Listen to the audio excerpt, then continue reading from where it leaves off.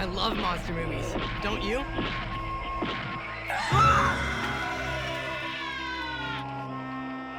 Sorry, a giant dragon was about to eat Tokyo. Fortunately, it was only a movie. Or is it? Here's the first question from Isaac. Do dragons really exist?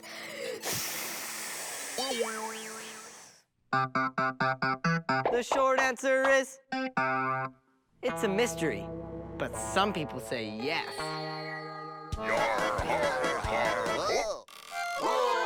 The Flat Earth Corner! There was a fire-breathing dragon in the land, and it had terrible wings and scales sort of like my armor, and I defeated it with this magic sword. No villager saw it because it turned invisible. It turned invisible because it was magic. That's like my magic sword. Yes, that's what happened. Hey, who's laughing? I'm not making this up. I'll have at you with my magic sword. Hey, come back here, you coward. Let me have at you with my magic sword. Ah! Dragon attack! Help! There's a dragon trying to attack me! Ah! It's just a dragon kite from China. Cultures from all around the world have dragon legends. From Europe to Asia, artists and performers tell stories about dragons. Some of the dragons look like lizards, some look like snakes, and some of them with wings look like giant bats. So many dragon stories from so many different countries. Today, though, we know that dragons really don't exist, right? Huh? But I said dragons don't exist. That can't be right. My computer says that dragons really do exist. Whoa, maybe there is a reason to all these dragon legends. Well, maybe there's huge reptile monsters. Maybe your questions on reptiles will help me out. I've got to find out the truth. What's the difference between a reptile and an amphibian?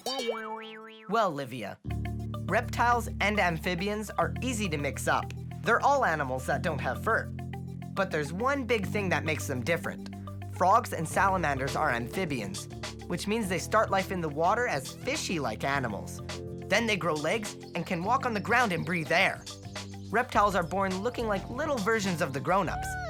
The babies look so cute, but then they get really big. Okay, not that big, but still big enough to be scary. Marnie had a question about that. Which was the biggest reptile that ever lived? The biggest reptile that ever lived? The giant lizard that ate Tokyo, of course. Ice cream mountain. Whoa. Just kidding. But you know what's amazing? Reptiles never stop growing. They grow their whole lives. Hey, come back with my house. Okay, my pet gecko won't get that big. Even though reptiles keep growing, they slow down when they get old. But some can still get pretty big. Who's the biggest? The saltwater crocodile is probably the biggest reptile alive. The biggest turtle is the leatherback sea turtle. Its babies can fit in your hand, but they grow to be as long as your bed. And some pythons can be almost 4 times as tall as I am. People used to think dinosaurs were reptiles. That would have made them the biggest reptiles ever.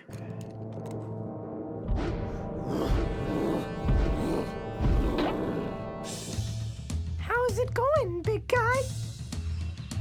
Today, scientists think dinosaurs were their own group of animals. They weren't reptiles. But I wondered, could dinosaurs be those dragons that we hear stories about? Nope. My research says that dinosaurs were extinct way before humans existed. I guess I have to take some more questions. Here's one from Sammy. How do some reptiles crawl on walls? To find out how reptiles climb the walls, please welcome reptile expert Pat Benatar. Hi, Harrison. Hey. Thank you for having me on your show. This is my lizard, Spike. Oh, I sure hope he doesn't climb my walls. Looks like he'd scratch them all up. Actually, this is not a wall climber. His feet are not made for climbing walls, but your gecko sure can. Oh, he sure does. Look, he's climbing. But how come your lizard can't do that? Your gecko has little hairs on the end of each of his toes that help him to stick to things with static electricity. Hairs? I don't see any hairs on his feet. Well, it's kind of like this. If I take this balloon and rub it on you, it'll stick. That's static electricity. That's what we believe happens with geckos. It's still a bit of a mystery. I wish I could use my hands and feet to walk on walls. Actually, scientists are working on something like that, but you won't find that in anybody's home anytime soon. I wonder if I could get some good ideas from...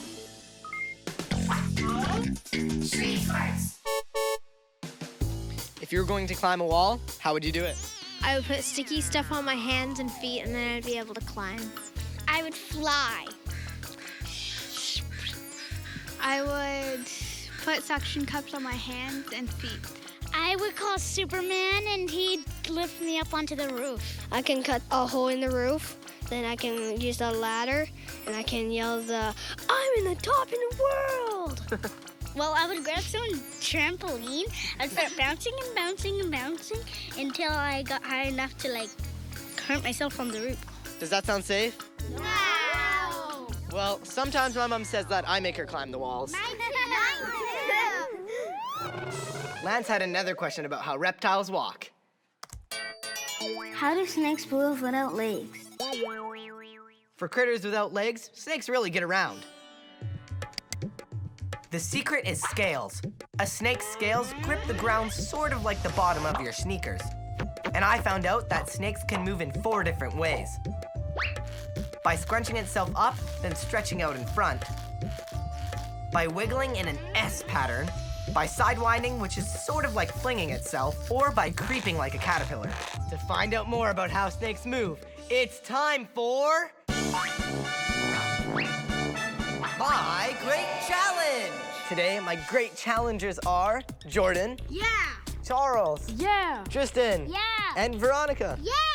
So you're probably wondering why you're dressed up in these snake costumes. Yeah. Well, today you're gonna pretend to be snakes and race to the finish line, and the first one to eat their gummy mice will be the winner. Good? Yeah! Okay, and Pat is here to provide some tips to get you there the fastest. Okay, what you guys got to do is you got to slither like snakes. Now, don't forget, snakes don't have arms or legs, so you've got to press your parts of your body onto that mat and squirm yourself forward. Move along just like a snake. You guys have a goal. You got to get to that gummy mouse and eat it. Okay. Slither like snakes. Are you ready? Yeah! Get set, and go!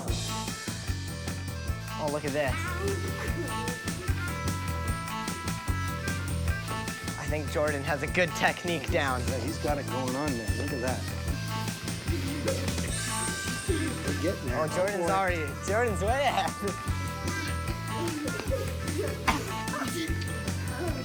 And he's getting the gummy mouse. Come on, Veronica, you can get up there. I think Jordan's got it. Jordan's got it. We're gonna get there. And then second place, we got Charles.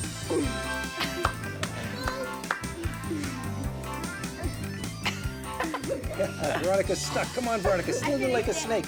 Dig in and move. You can do it. You're almost there. She's almost there. Slither, slither. Jordan was so fast. Oh man, she's gonna get Get it. it, She's gonna get it. Get the gummy mouse. There we go. Do it. Yeah. Yes. All right. All right. So it looks like Jordan's our winner. Yeah! Awesome. Okay, so what was your slithery technique that you used to get to the finish line? What I did is I used my shoulders and put them really into the ground.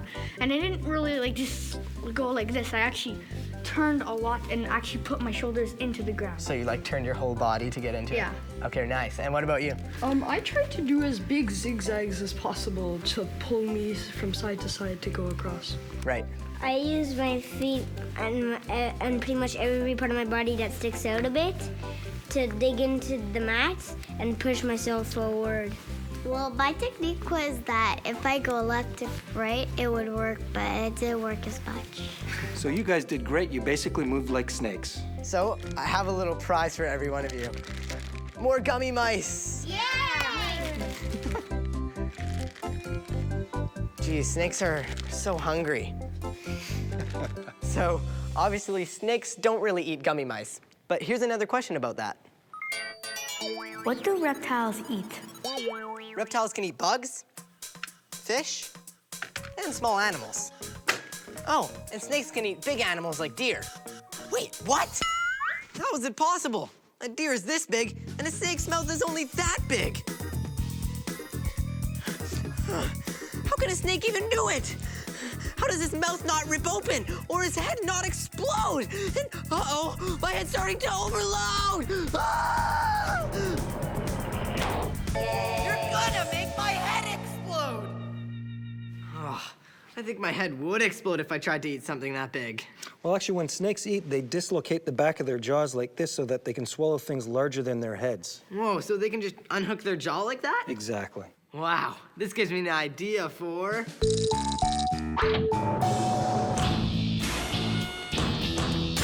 Uh-oh, do try this at home. Want to know how big of a bite you could take if you were a snake?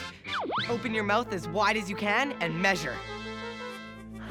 Now expand it by this much. If you were a snake, you could eat a whole watermelon in one bite.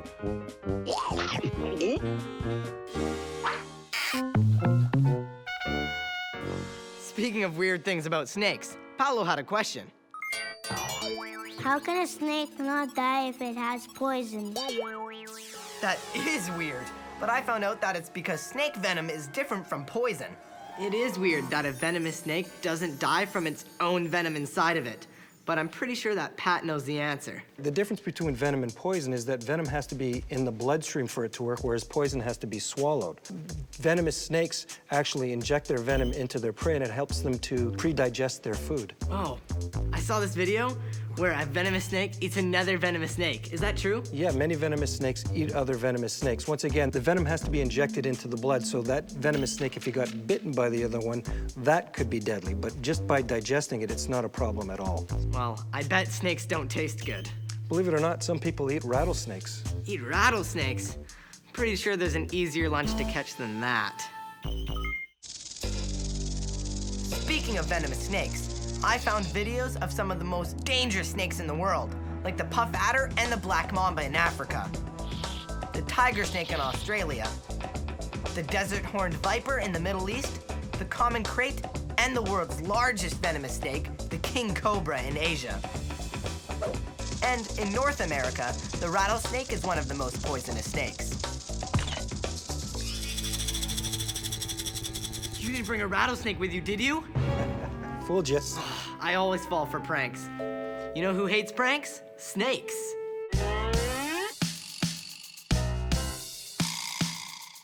Do not poke, do not provoke.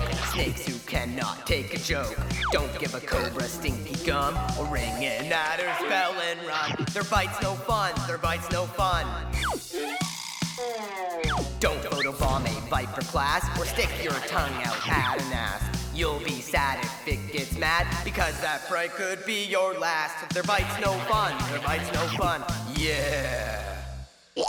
I guess snakes can't take a joke.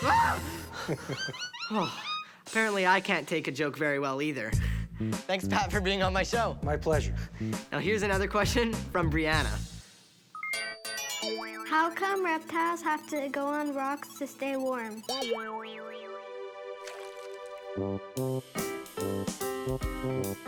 To answer your question, I'm here with my friend Little Ray at his own reptile zoo. Hey Harrison, thanks for having me on the show. And this is the hammer, one of our green iguanas that we have at the zoo. So reptiles like to sunbathe. Why is that?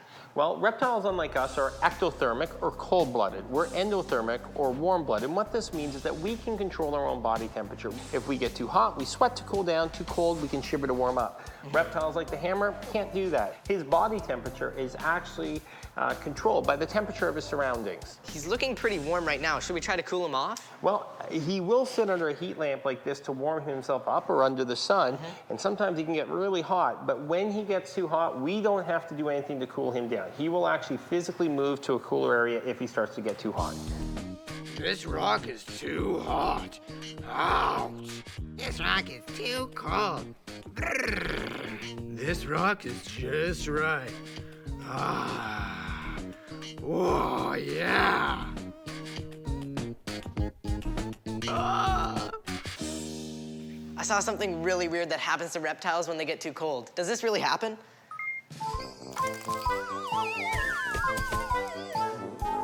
Well, it does. If reptiles do get too cold, especially if they're living in a place where they're not supposed to be, or there's a cold snap, when they get really cold, their bodies will just start to shut down, and they just can't move very well. So if they're up in a tree, if it's windy, if all of a sudden a branch moves, if they try to walk, if they lose their grip, they just can't kind of re-grab on. And iguanas and other reptiles can fall out of trees. So do you get them air conditioners in the summer and heaters in the winter?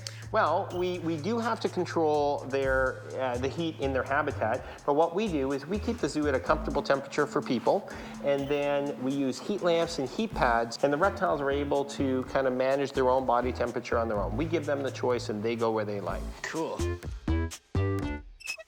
Next question. It's from Jesse. Why is a crocodile's back so hard? Oh, I know the answer. That's easy.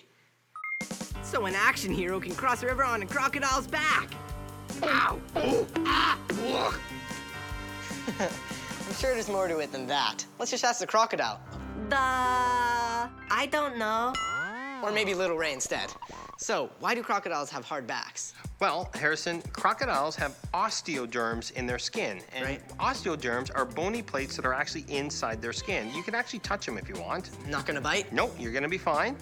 And when you're touching them, you're actually touching skin. These little bumps that you see are Yeah. bones that are inside their skin, not under their skin, not on top of their skin, but she's covered in skin just like we have, and these are bone plates that they have for armor. Actually, if you want to hold them, just put your hand underneath like that and grab him at the base of his tail, just like that. So what's the advantage of having the bones inside of the skin like that? Well, crocodilians are highly social animals. They do live in groups, and they're super powerful, and they will fight. And if you look, base of the skull, their neck, the core parts of their body, the base of their tail, that's where these really heavy armored plates are.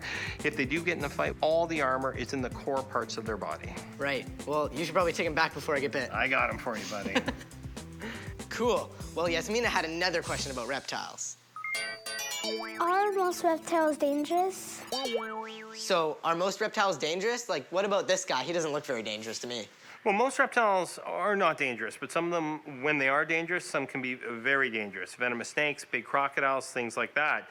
This guy, on the other hand, certainly doesn't look like he's overly dangerous, doesn't look too big. However, he has razor sharp teeth. And a bite from this one, Harrison, you would probably be getting a few dozen stitches if it's a simple bite from him. So as much as he doesn't look too bad, you do have to respect that different animals certainly can be very dangerous. So, what does he eat? Invertebrates, giant walking sticks and things. He eats small birds, lizards, sometimes small mammals that live high in the canopy of the rainforest in New Guinea, where he comes from, lives high up in the trees. So he doesn't eat people, does he? No, he doesn't eat people, but he is a cousin of the Komodo dragon, one of the most infamous lizards in the world, and they have been documented actually attacking and killing people. Yikes. Well, this guy's starting to make me nervous now. What if he gets out? Well, he won't get out, Harrison, but for the kids out there, if you're ever exploring and you see an animal in the wild, you should just not approach them, leave them alone. Most reptiles are harmless. However, there are some dangerous animals out there that you might not think are. Right. Well, thanks for being on my show. Harrison, thanks a lot, buddy. See you later. See you later, alligator. You'd never hurt me, would you? You're not like a Komodo dragon. Hey! Komodo dragon! That might be the answer to the mystery that started us off. Do dragons really exist? The big answer is... sort of. The dragon monsters we hear about in stories aren't real, but some dragon myths probably come from exaggerations of real reptiles. Snakes that open their jaws to eat something bigger than they are. Giant lizards that bite. Lizards whose tongues look like flames. See? I wasn't making it up. Okay, maybe the fire-breathing part. And the magic part. And the invisible part. I guess if you've never seen a snake or a lizard before and someone started telling you about them and they were exaggerating about them, then maybe you'd start to believe that they were actually really giant dragons that existed. Fortunately, there are no dragons in my attic.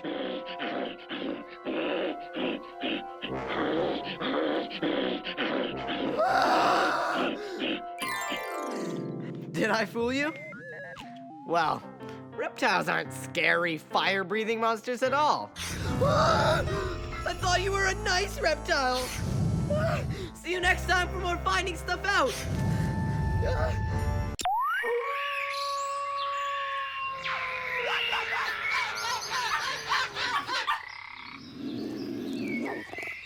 Welcome to Finding Stuff Out. It's a little crazy in here today. I started a pet sitting service to answer all of your questions about pets. And apparently, sitting doesn't happen during pet sitting. Some of the animals stayed up all night. The dog wants to go out, the cat is hiding, the snake wanted to eat the guinea pig. I can't remember if these food pellets belong to the hamster or the turtle. Plus, someone just called to see if they could bring over a lemur. I don't even know what a lemur is! You're gonna make my head explode! Taking care of pets is a lot harder than I thought. I hope your questions about pets will help me figure out what to do. Here's a question from Brianna. Why don't people have wild animals as their pets?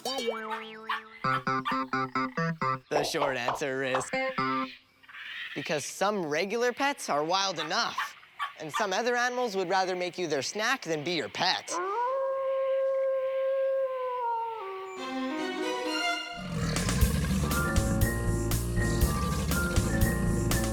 Unpettable pets, the worst pets you can get. Sharks that have sharp, snappy jaws, a tiger with long, scratchy claws, a bear who thinks you look delish, a creepy monster-looking fish. Unpettable pets, the kind you shouldn't get. A lion king who thinks you're lunch, a warthog with mean pointy tusks, a vulture who would eat you up. Unpettable pets, they're not for us. It would be cool to ride a pet zebra or have seals swimming in a pool, but why can't we? I promise to find the answers by the end of the show. Now here's a question from Sarah. Why are black cats bad luck? The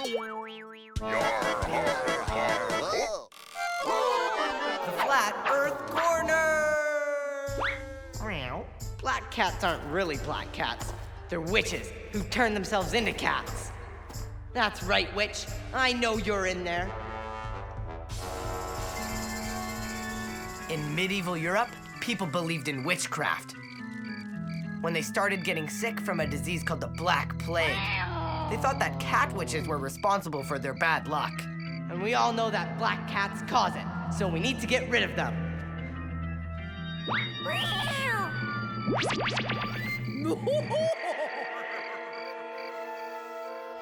Nice kitty. Today, we know that black cats aren't witches, but some people are still scared of them, which is why you see a lot of them at Halloween. But guess what? It turns out that the Black Plague was a disease carried by rats.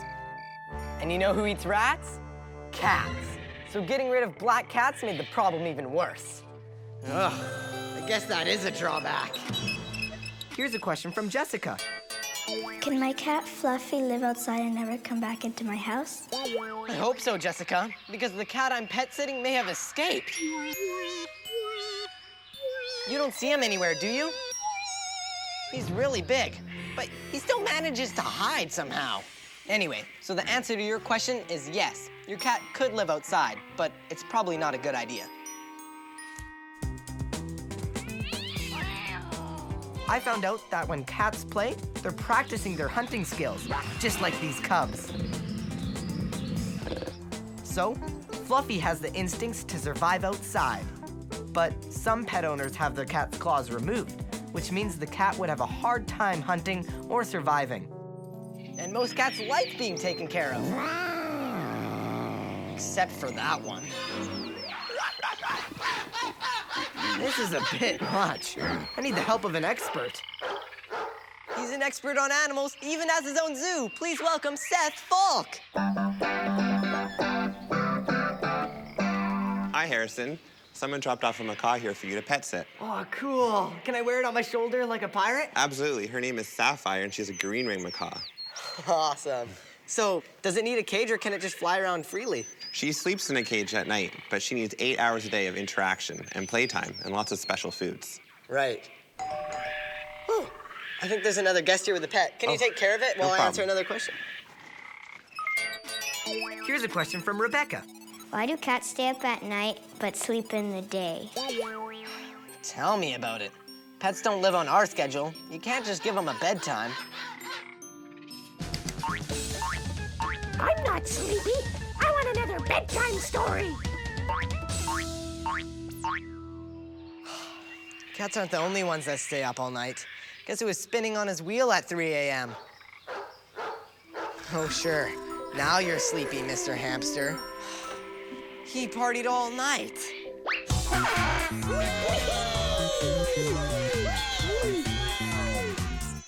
I got a plan. I'm gonna separate the pets into 2 groups. Day sleepers and night sleepers. Isn't that smart? Hey, Harrison. Someone dropped off another pet for you to look after. Oh, nice. This is Mochi. She's a chinchilla. So, is it a day sleeper or a night sleeper? She's in between. She's up at dusk and dawn. In between day and night? That means I have an animal up all the time that's always needing my attention. Yep. I have a question about that. It's from Daphne. Why do pets need so much care? Yeah, that's what I would like to know. Let's hear what you have to say. Let's get some. I'm pet sitting a lot of pets this week, so I need these kids' help. What's the hardest part about taking care of your pet? My cat, whenever it goes outside, I always have to chase it back inside. When my 2 cats, Boot and Zazu, fight all night and I have to break them apart, one has to go inside and one has to stay outside. It's kind of hard to get my bird back in my cage because I have to always chase him around and stuff, and sometimes I have to pick him up. And he bites my fingers really hard. My chickens poo everywhere, and I have to clean up the poo with a hose. And then in their cage, I have to take it out with a bag. Well, my dad normally locks tubs in the bathroom. He normally does his business on the floor. Like, there's poo and pee everywhere. I can't even step anywhere. So I accidentally kind of step in it. And then it's a lot of work. And I have to clean my feet afterwards. Yuck. That's awful. Pets take a lot of work. I better get back to taking care of mine. There sure is a lot to do. Just making sure each pet gets the right food at the right time is really tough. Here's another one. This is Periwinkle, and he's a tortoise. Another pet? This is starting to get overwhelming. Daphne had a question about why animals need so much care. Well, each type of animal has very specialized requirements. So it's about us adjusting to their lifestyle, not them adjusting to ours. Right. Well, it's really hard to know what pet needs what and when. Well, at the zoo, I use a chart. It tells me what time and which animal needs to be fed. A chart? That gives me an idea for... my great challenge! Today's challengers are Casey. Yeah! Luca. Yeah! Brianna. Hi. And Sabrina. Hello. Okay, so today your challenge is to figure out what these pets want. Are you up for it? Yeah! Okay, so the 4 pets we have are a parrot, a cat, a hamster, and a dog. But the cat is obviously fake because my cat that I was supposed to be pet sitting went missing. Okay, so I have to make a chart to figure out what these pets' favorite toy is and their favorite food, as well as where they do their business. So maybe you guys can help me out. Okay. Cool? Yeah, All right, cool. Team 1 is Casey and Luca. You'll be up first, and Team 2 is Brianna and Sabrina. You guys will have to go downstairs first, though, so you can't see their answers. Got it. Oh, good. I see they found the cat. The 2 teams have to match the animal to the food it eats, the toys it likes to play with, and the item it goes to the bathroom on.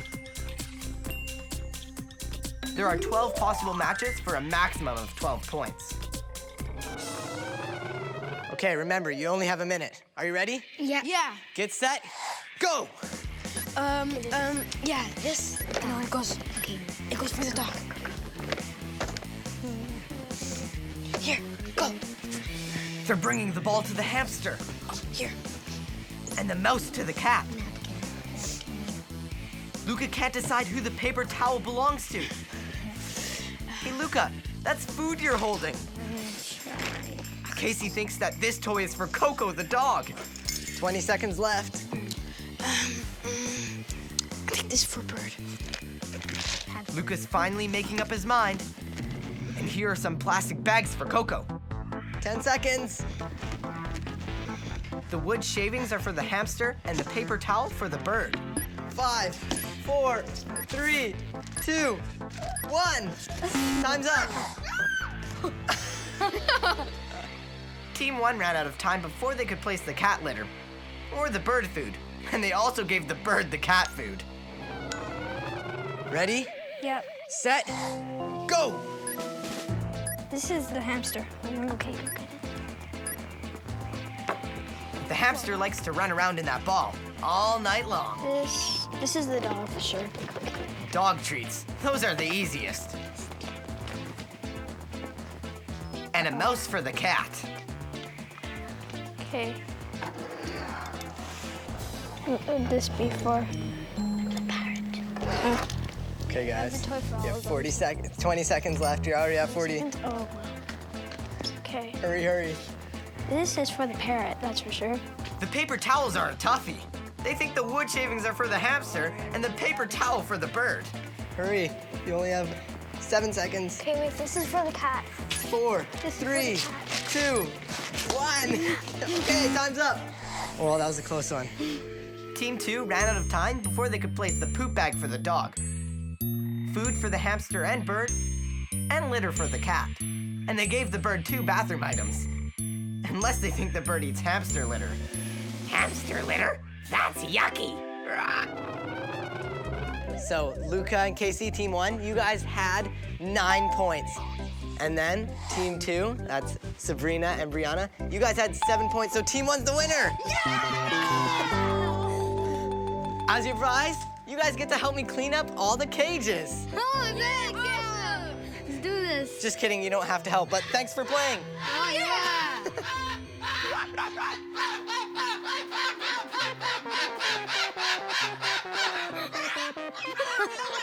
Oh my gosh! Next question. It's from Farah. Is there a difference between my pet rat and a rat on the street? I checked, and the answer is yes and no.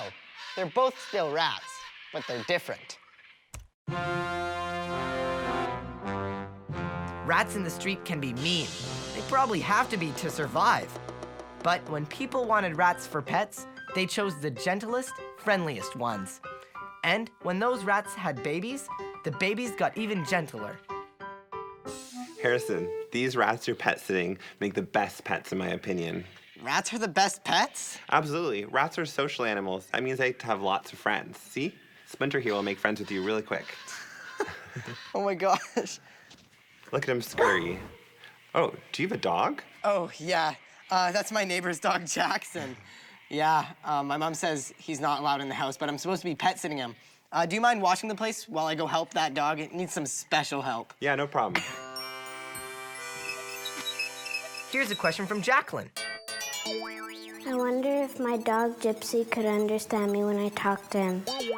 Can dogs understand us when we talk? To find out, I'm here with my friend, dog trainer, Jean Lassard. Hello, Harrison. Thank you for having me on your show. I hear you need help. Yeah, well, this is Jackson. I'm pet sitting him, and he won't calm down. Maybe you can help. Yes, I'm sure I can help. I don't know what to say to get him to calm down. Okay, because he's barking at the fence, huh? Yeah, so, like, do dogs speak a different language or something, or do they not understand us, or what? Because I've tried to calm him down before. Well, yes, they can understand lots of words and gestures and signs. You just have to teach them. Okay, well, let's teach Jackson not to bark. So you call him to you, have him sit. Jackson, sit. Does he do it? No? Okay, well, I'll use magic. Look what I got. Sit. Oh, this works well. You want to try? Does the treat just, like, help him motivate him to sit? It will change his emotion. So what should I say? Well, if he's barking at the fence, let's say, you can call him to you. Jackson, ask him to sit. He will do it. And treat him, reinforce him. That was a treat that you gave him? Absolutely. And I'm gonna wait till he's silent, and I'm gonna reinforce the silence. Right, so when he's silent, that's when you give him the treat? Yeah, exactly. So you'll have him do whatever you want with this. Really? You can teach him when you bark at the fence, come to me, sit, and So sit. give him a treat. And then sit. Ask him to sit. Sit. Yes, Give him the a treat. treat. Great. So while he's eating, he's not barking. Yeah. Huh? And if you do this every time, he'll bark less and less and listen to you more and more. So not only did I learn to get Jackson to stop barking, I did it by teaching him a word. Sit. I guess they can understand what you say if you teach them what it means. Yeah, congratulations. Thanks for helping me with Jackson, but Sarah has another question about dogs. Let's look at that. Why does my dog Rocco wax his tail when somebody comes over? Yeah, why do dogs wag their tails? Well, let me show you my dog. Billy, Billy. They wag their tail to communicate. Right. So, dogs wag their tails because they're happy. Well, not only because they're happy, they could wag their tail because they're anxious, because they're mad. It depends. Okay, so I can pet a happy dog like Billy, right? No, no, no. But I thought you said... You have to ask first. Right. Because you never know. The dog could be dangerous. So, can I pet Billy? Yes, you can. Awesome. Thanks for helping me find stuff out. Welcome.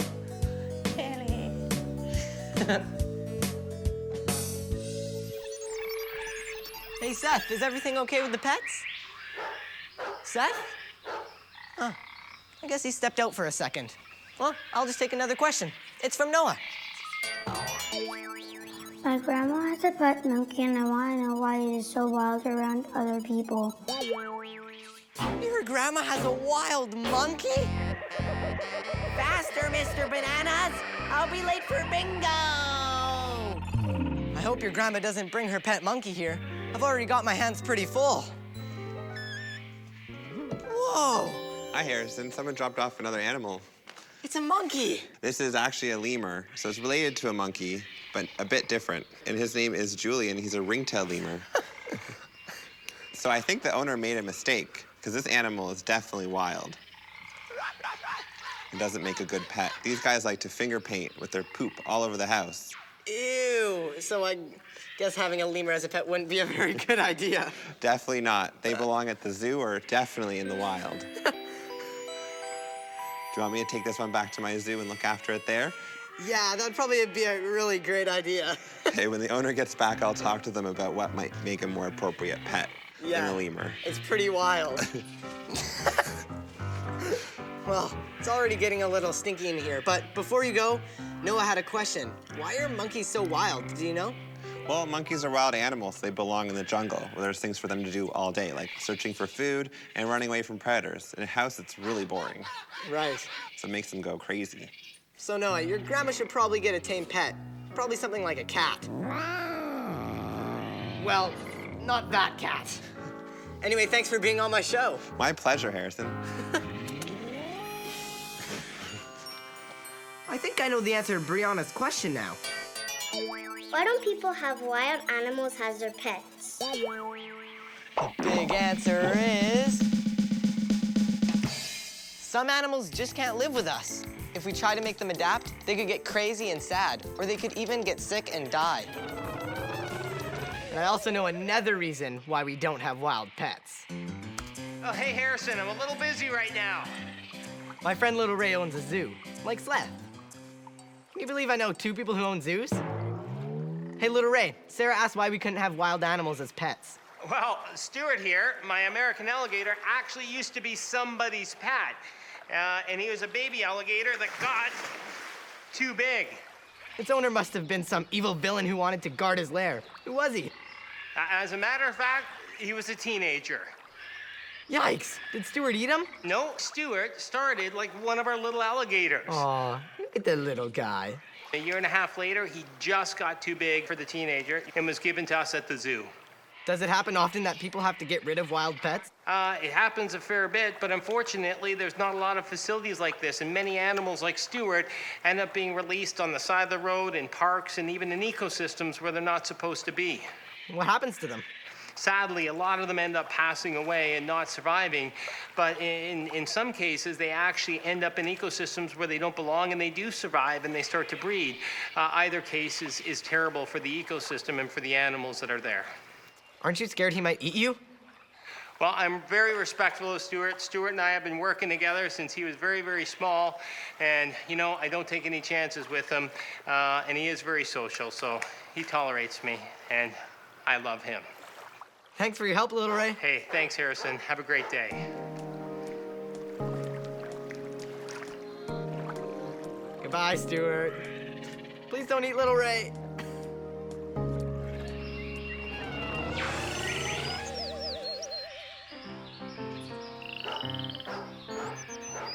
Whew. That sure was a wild day. And I sure hope I answered all of your questions about pets. Huh.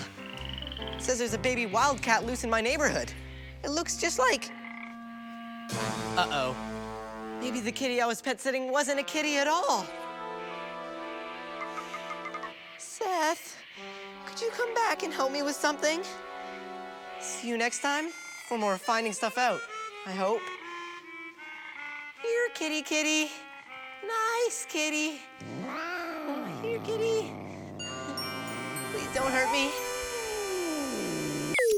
Hi there, I'm Mr. Bones, and I'm here, or maybe I should get out of here because of this question from Alessia. I wonder what we would look like without bones. No bones? Who would ever want that? I actually think it would be kind of fun. Well, that cuts me right to the bone. Oh, I didn't mean it. I'm sure you're useful for something. I feel it in my bones.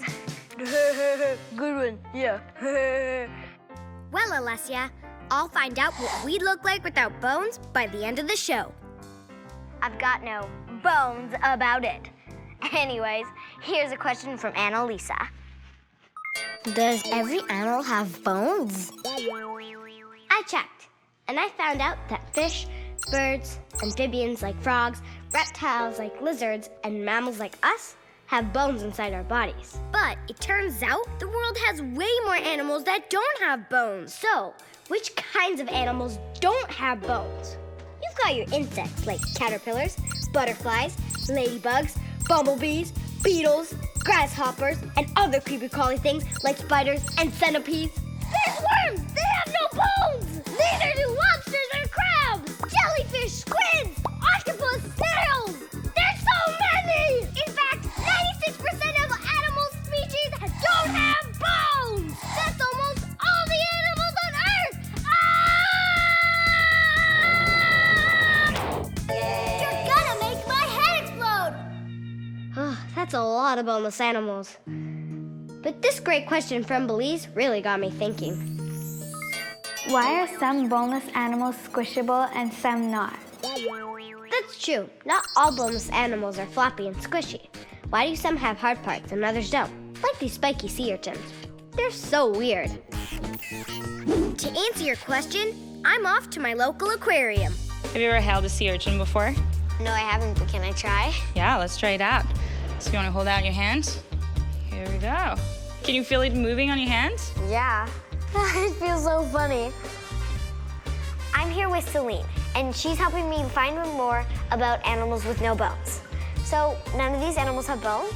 Well, except for the fishes, none of the animals in this room have bones. They're all part of a group that we call invertebrates. They don't have any backbones. You'd think if you had no bones, you'd be all squishy. Most of them would be squishy. They're called soft-bodied invertebrates. Can I touch some of them? Yeah. Why don't we try actually one of the most squishy of them? Do you know what kind of animal this is? It looks like a sea cucumber. That's right. This is a California sea cucumber. And you can see it actually starting to look like it's just gooing away. Yeah. That's because most of its body is water, so when it's out of the water, it can't retain it, and that's why it's so squishy. This feels like slime. It's so weird. This is called a box crab. This crab doesn't look squishy at all. That's right, it's not. It's really hard. It is really hard. A lot of invertebrates still have a hard outer shell, like this one. It's called an exoskeleton. Oh, I see. So the exoskeleton's on the outside? Yeah, it is. It's kind of like having an armor. it actually needs to do something that's called molting every now and then in order to grow. One of my crabs actually molted this afternoon. Yeah. And you can actually see Whoa. the way it looks like on the inside. It's empty. It's like a hollow suit of armor. Why would a crab get rid of its shell? Well, see, the shell is hard, so it doesn't expand. So when the crab needs to grow, it's gonna leave its old shell behind so it can make a new one. And it's soft for a little while, and then over a few days or a few weeks, depending on the species, it's gonna get hard again. It's gonna have a nice new hard shell to protect it. Are there any animals that have shells? Yeah, lots of other animals have shells, like oysters and clams, and even weird-looking animals called chitons, like this little guy. It's like bumpy. It is. That's all of its hard shell plates. And when it's scared, it's actually going to start going into a bowl to protect its soft body that's on the inside. Wow. What about the squishy boneless animals? Why don't they have any armor? Ah, that's a very good question. Tell you what, why don't we go meet our star soft-bodied invertebrates and find out? Okay, sure. He's a little shy, but let's go see if we can find him. Okay. Ready? Yep. The aquarium squishy star is actually an octopus. And Selena's right. Octopuses are really shy. Where is he? It's a very good question. It's actually really hard to find. Why? Because they are really good at hiding. They can camouflage, but most importantly, they can fit in really tiny spots. They can squish their bodies in the smallest spaces. So there's lots of areas in this habitat where it could be hiding right now. I wanted to ask you about a video I saw of an octopus. The guy that made it drilled a really small hole through a plastic box. Then he put an octopus inside. The hole was really small compared to the octopus, but it squeezed through. It was amazing. It took a while, but he made it.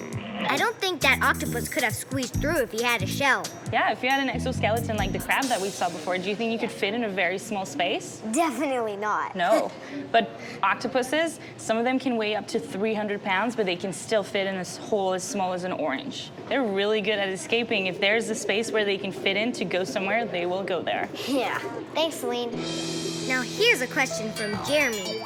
How do octopi move? Well, Jeremy, I checked, and they actually have some very special muscles in their body that work without needing bones. It's sort of like how your tongue moves without bones. They also have suckers on their arms that let them push themselves along the ocean floor. So it would be like if my body were made of tongues and suckers on them. That would be weird. Does a jellyfish feel squishy? Because it really looks squishy. Well, Jenna, the aquarium also has lots of jellyfish. I'm here with senior biologist and jellyfish expert, Mackenzie. Do jellyfish feel squishy? Well, why don't you try touching one and tell me what you think? What does it feel like? It feels like jelly. It does, doesn't it? Are jellyfish made out of jelly? No, believe it or not, they're mostly made of water. I always thought jellyfish were made out of jelly. I always thought jellyfish could sting you. They can sting. All jellyfish sting, but some have a stronger sting than others. These ones have a very, very mild sting, so you won't even feel it. And the stingers are located all around the outside of the bell there. Do jellyfish have eyes? They do have eyes. They have eyes around the edge of the bell, and that helps them sense where they are in the ocean and in the water column, so they're always swimming up. So cool. Thanks for helping me find stuff out about squishy animals. Go, go, go! Jellyfish, squids, octopuses, and other creatures like cuttlefish and nautilus use a kind of water jet propulsion to zoom away. Cuttlefish, octopus, and squids can also shoot out ink that spreads in the water to confuse predators. How do they do that? Find out.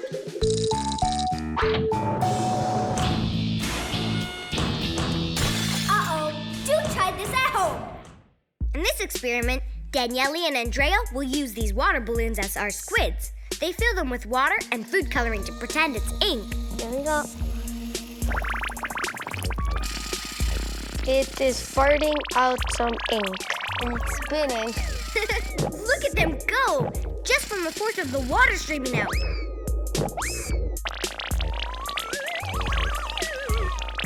This is so cool.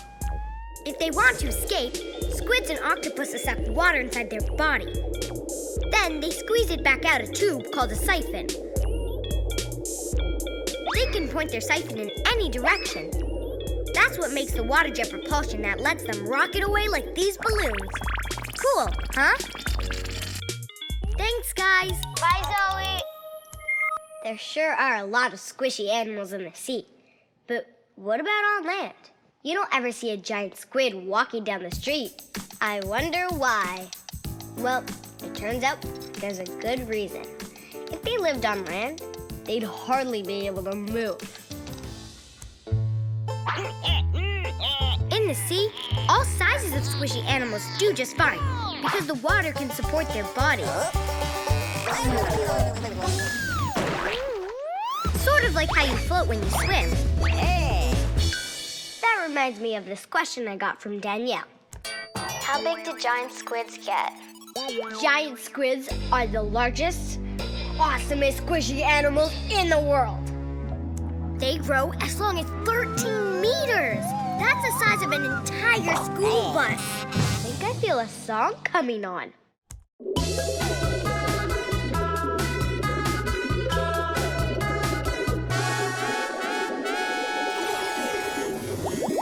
I've got no bones.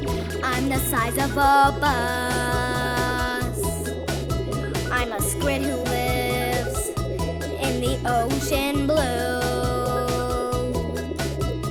Oh, here in the water I go as I please, but on land I flop around like a pile of goo. Pile of goo?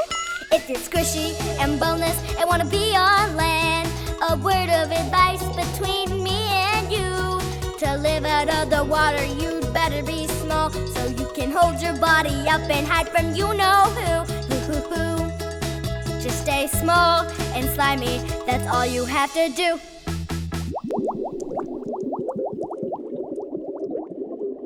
Yep, on land, the bigger a boneless squishy animal it is, the harder it is for it to move.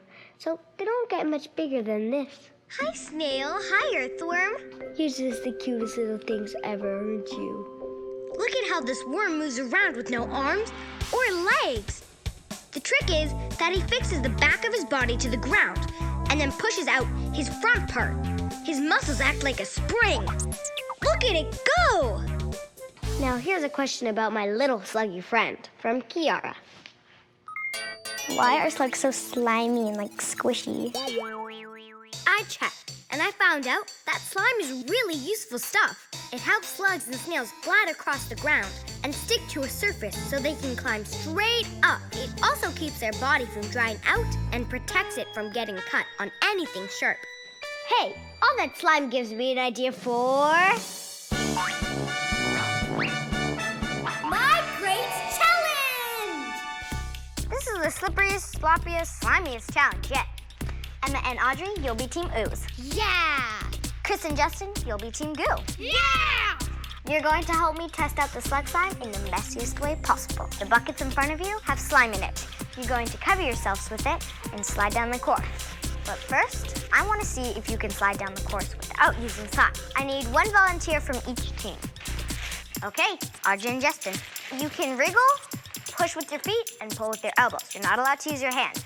And remember, you're a slug, so your belly has to stay at all times in contact with the course. Go ahead. Let's test out your slug skills. It's pretty hard, right? Yeah. Aha, as I suspected. We're gonna need grade A slime to slide the course. Here's how the challenge goes. Justin and Audrey, you'll be the slugs, and Chris and Emma, you'll be the slimers. Slimers, you're gonna cover the front of the slugs to help them slide to the finish line. And slugs, if you ever need more slime, yell, "Need more slime!" And slimers, you're gonna slime them. And then you'll switch. Are you ready? Yeah! Slimers, start sliming.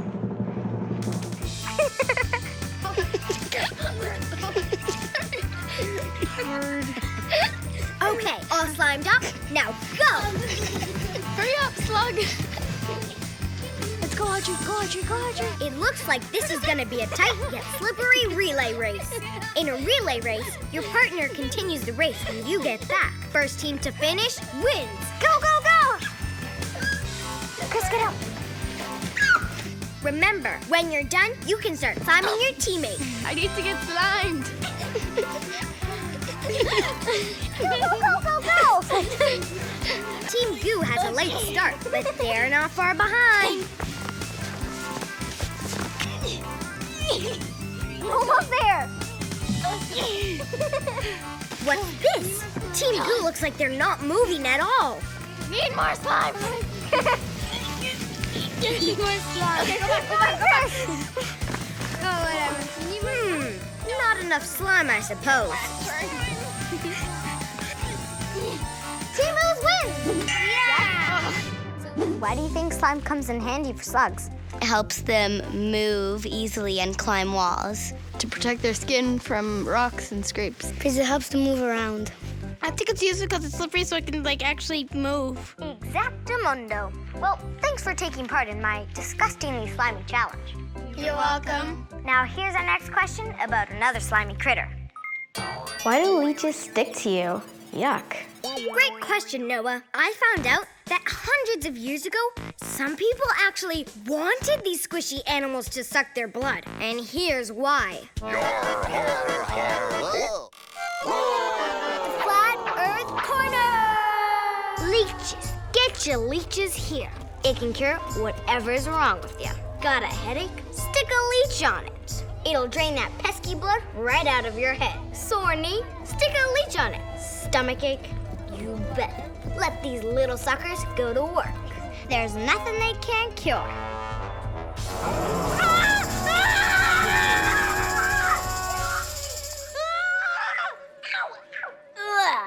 Leeches are soft-bodied invertebrates that are specialized in sucking your blood? Hundreds of years ago, doctors actually used leeches to treat everything from ear infections to stomach aches. They believed that all you had to do to cure an illness was to drain blood out of the body. Wait a minute. What? It says here that some doctors still use leeches today. You mean leeches can actually heal you? This I've gotta see. To help me find out the healing power of leeches, please welcome real-life surgeon, Dr. Demetrios Rizes. Hey, Zoe. Brought you some new friends. Ew, they're like small slimy vampires. Sorry, guys, but you give me the creeps. Well, let me help you guys get acquainted and show you how these little guys help surgeons like us. Okay, little bloodsuckers, I'll give you a chance. Ugh, they have the weirdest alien-looking mouths ever. Well, that's because they have 3 sets of jaws and up to 60 teeth. They also have a sucker that when they bite, it latches on, but you never really feel them bite. Why? Well, they have this special saliva, and they have this compound in it that's kind of like an anesthetic, sort of like what you get at the dentist. You want to touch one? Sure. We're gonna need gloves for this. You ready? Yeah. There you go. I did it! I'm actually holding a leech. Cool. So what do you use them for? They have other special compounds in the saliva, including one called hirudin, and that helps fight clotting. Clotting happens when your blood vessels close up and you stop bleeding. I don't get it. Sometimes bad accidents happen. People could lose fingers, and reconstructive surgeons such as myself need to reattach them. Gross. But so interesting. If someone loses a finger, surgeons can sometimes sew it back on. Leech's special spit not only prevents clotting and infection, it also makes the bite painless. Best of all, these little bloodsuckers help make sure the person doesn't bleed too much during the surgery. After a long surgery that could be up to 16 hours, you want to make sure things go well, and the leeches help us do that. Wow, amazing. Okay, guys, you're not so bad after all. Leeches are squishy animals with no bones. Does that help them with what they do?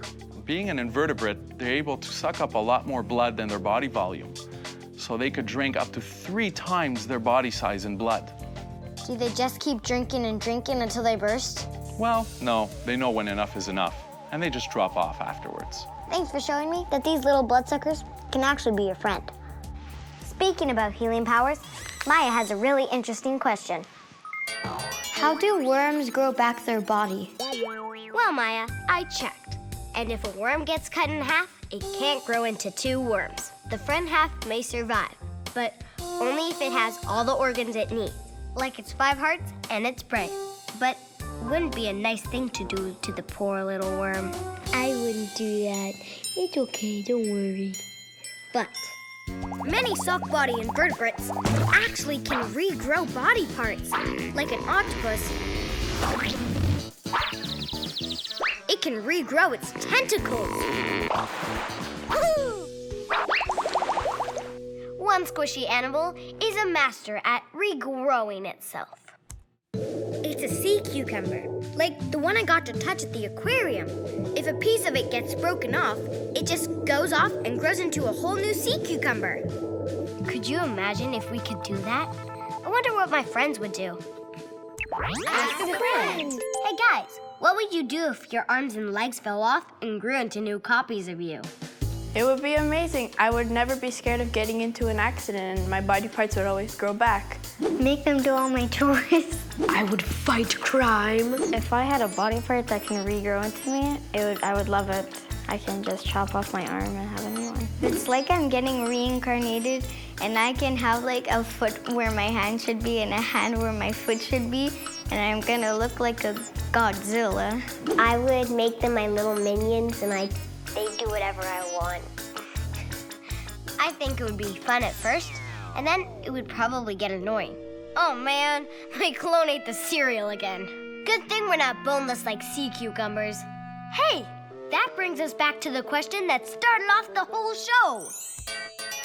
I wonder what we would look like without bones. The big answer is... we look like blobby sea creatures, and it would be hard to get on pants. If we were living on land with no skeleton or hard parts, we'd have to roll and flop our way to the ocean and grow some gills. That's because we're so big, the only place we'd be able to get around is in the ocean, with the water holding our bodies up. So, if we had no bones, and we had to live on land, we'd have to be a whole lot smaller and slimier. Like these little guys. I guess it's worth keeping me around after all. Yeah, you're pretty useful for us to run, jump, and play. Yeah, unless you're a lazy bones. Good one. That tickled my funny bone. Another good one.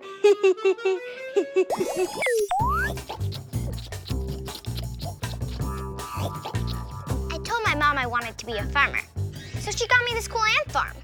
Not exactly the same, but I love watching these little ants make tunnels. But what about bigger animals on farms? I'm wondering because of this question I got from Geo. What makes an animal a good farm animal? I don't know, but I promise I'll find out by the end of the show. So, I'm with some farm animals, but they can't say, so I brought a special guest here today. Please welcome animal scientist Audrey St. Eves. Hi, Audrey. Hi, Zoe. So, I'm trying to figure out what makes a great farm animal. But first, I should probably ask you why some animals are farm animals and others aren't. Right. Wild animals like lions and tigers, they like to do their own thing, like hunt and even sleep at times, and they wouldn't be that great to work with, so they're not domesticated.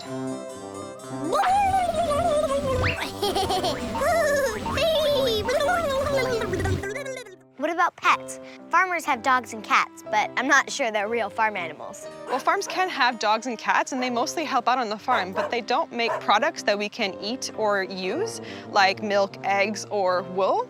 And animals like budgies and hamsters, they're also great for companionship, but they don't make the products that we can use, so we don't consider them farm animals. No milk, no eggs. Watch me spin. So the difference between a farm animal and a wild animal or pet is a farm animal does something useful?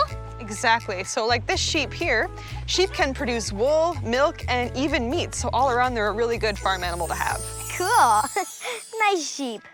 Thanks for answering my big question. You're welcome. That was easy. Show's over, folks. Just kidding.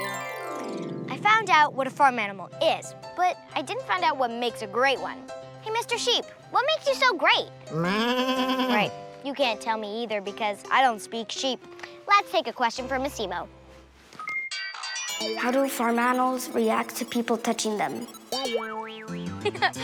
cute donkey. Can I touch him? Actually, farm animals are used to working with people every day, so this guy'd probably really like to be pet. It's a way to interact with them, and it's a way to show that you care for them. Yeah, I definitely wouldn't want to do that with a lion. That's definitely not a good idea. So cute. Come on out, chickens.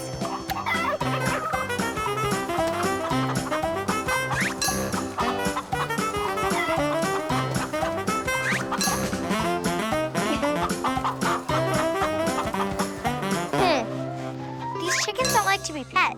Well, chickens are one of the farm animals that don't exactly like being pet, but you can find some that do like being pet. Hold her nice and tight so she knows she's nice and snug. And there you go. Now she feels safe. Hi, chicken. Hey, look, eggs. Farmers do their very best to make sure that you get fresh eggs every morning, but sometimes we can forget about the eggs and leave them in the fridge, and after a while, they're gonna go bad. That's true. And my friends have an easy way to test that.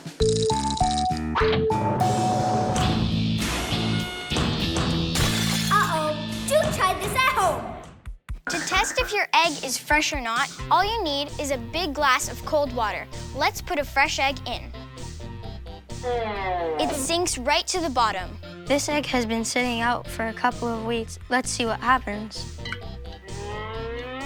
It floats right to the top and it's gotten bad. And that's how you know it's not good to eat. Eggshells look hard, but they actually have tiny holes that let gas come out. When an egg starts to go rotten, the inside breaks apart and more gases come out. When enough gas passes through the shell, the egg gets lighter and it floats in water. But don't break a rotten egg. It smells really bad. Really bad. Ew. Thanks, guys.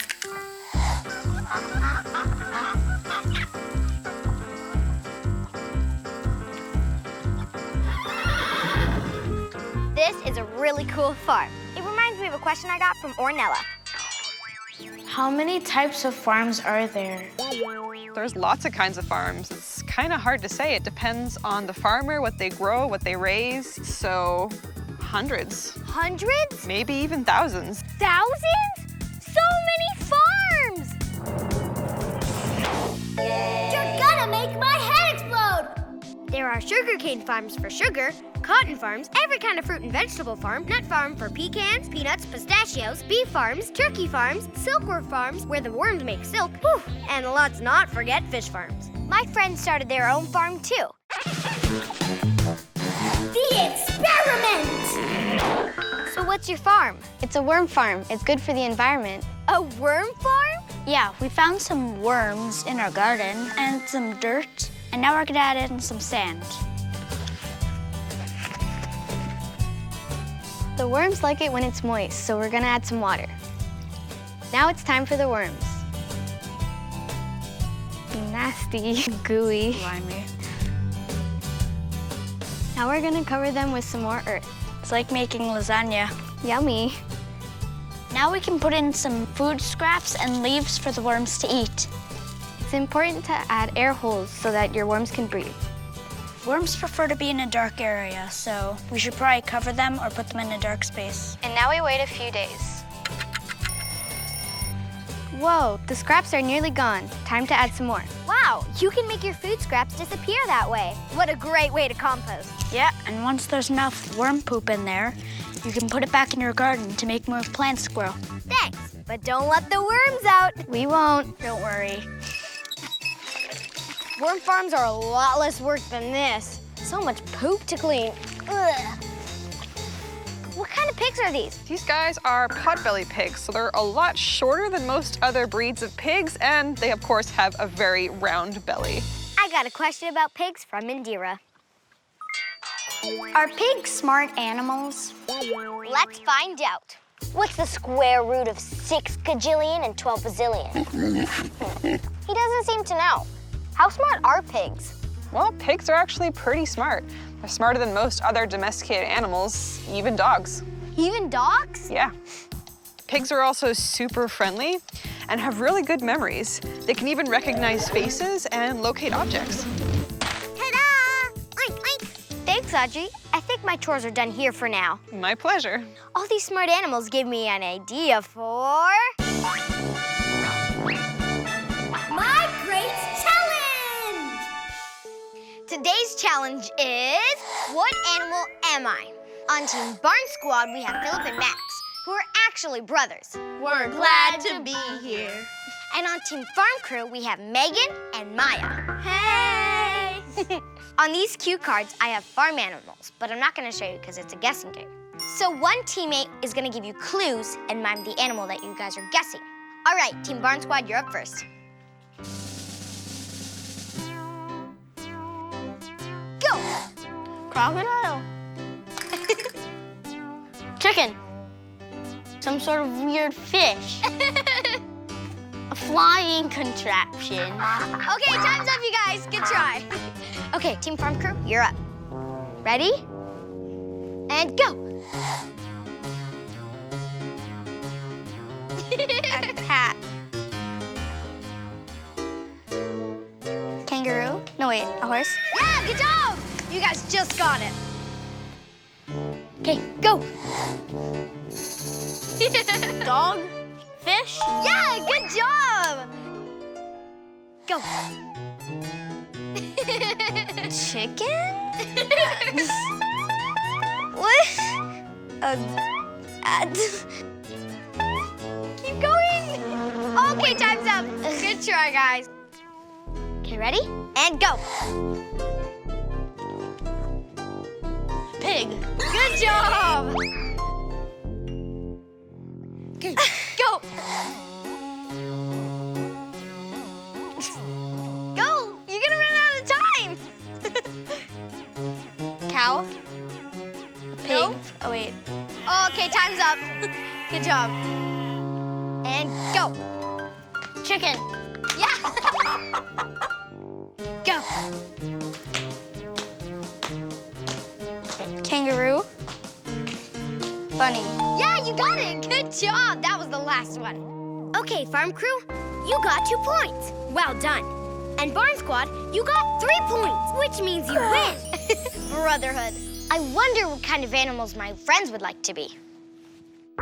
Ask a friend. I would probably choose to be a sheep because I would be so cozy and warm all the time, and I wouldn't need to get dressed.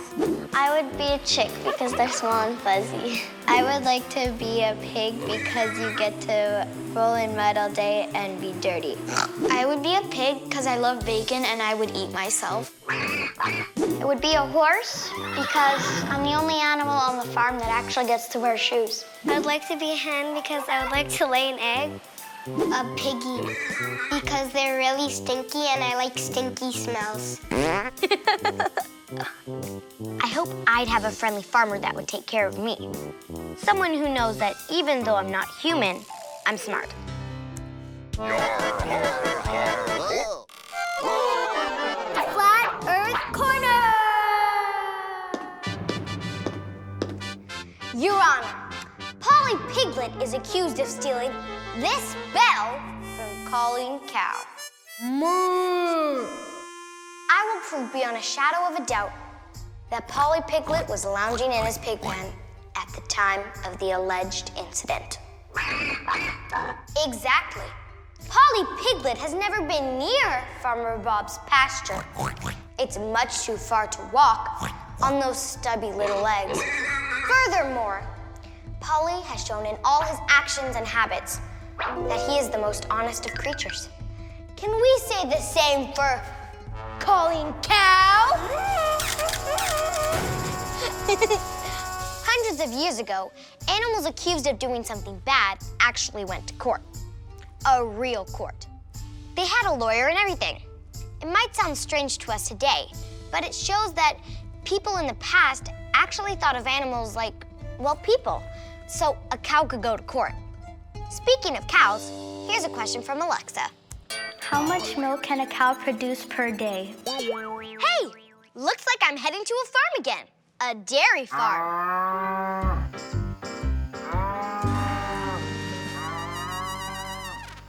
They know how much milk a cow can make, and it makes me want a vanilla milkshake. Say hi to the Anderson family. Hi, everybody. Hi, Zoe.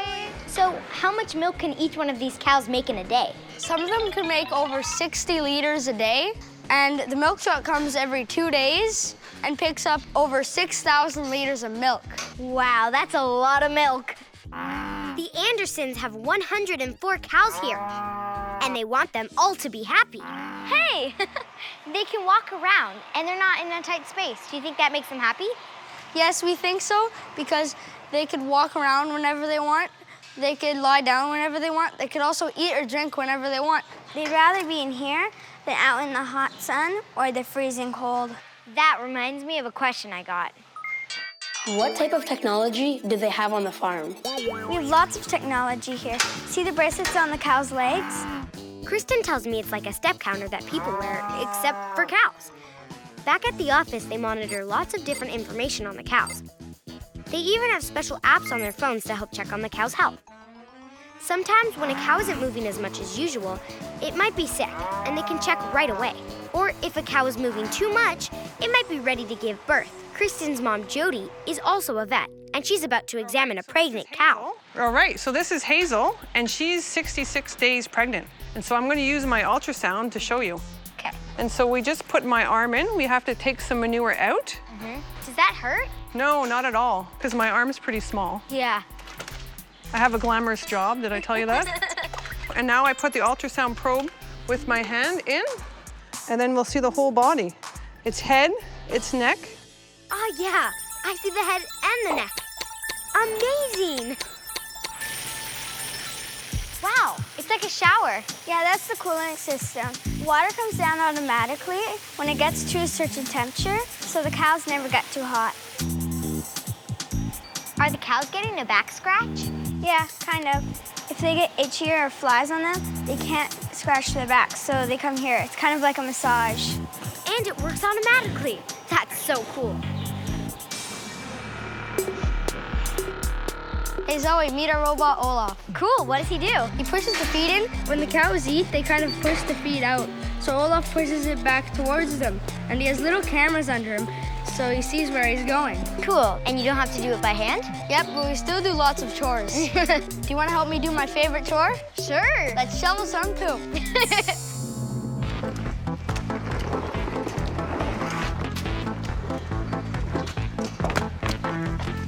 It's kind of like shoveling snow, except it's brown. But shoveling poop is not exactly high-tech. We have an alley scraper down there, and it pushes the poop all the way to here, but it doesn't go all the way into the gutter. So I have to push it into the gutter, and then it gets stored as fertilizer inside the manure pit, and that's the stuff we put on our crops to make them grow. Hey Zoe, it's milking time. Do you want to help? Yeah, totally. So they come in by themselves? Yeah, they know to come in by themselves because they love being milked. Cool. So we'll start with this cow? The first thing is to squeeze a bit of milk out. And if it isn't lumpy, it means there's no infection and it's okay to continue. Now we need to put on the milker tubes. Does it hurt the cows? Absolutely not. It's actually like a massage and they enjoy being milked. Do you want to put your finger in and try it? Sure. Put your finger in, Kristen. You feel? Yeah. It's doing this to your finger. So it's a gentle massage. Push it right now. And this goes underneath. There you go. Whoa, look at all that milk coming out. That was awesome. These cows seem really happy. Healthy cows are happy cows. Happy cows make more milk. Well, thanks for helping me find stuff out. These cows are making me feel musical. Yes, a happy cow makes more milk and we work together like a family band. Oh, my happy cow makes more milk to drink. Someday I'm going to teach her how to sing this song with me in perfect harmony. Yes, a happy cow makes more milk indeed. We're good to each other and we get what we need. We're an awesome team. I'm every farmer's dream. Oh, yeah. The experiment! A happy cow makes good milk. And from good milk, we can get cream. I'm going to use this cream to make butter. You need a cup of heavy cream. You pour it into the jar. And shake, shake, shake. Shake, shake, shake, shake, shake, shake, shake, shake, shake, shake, shake.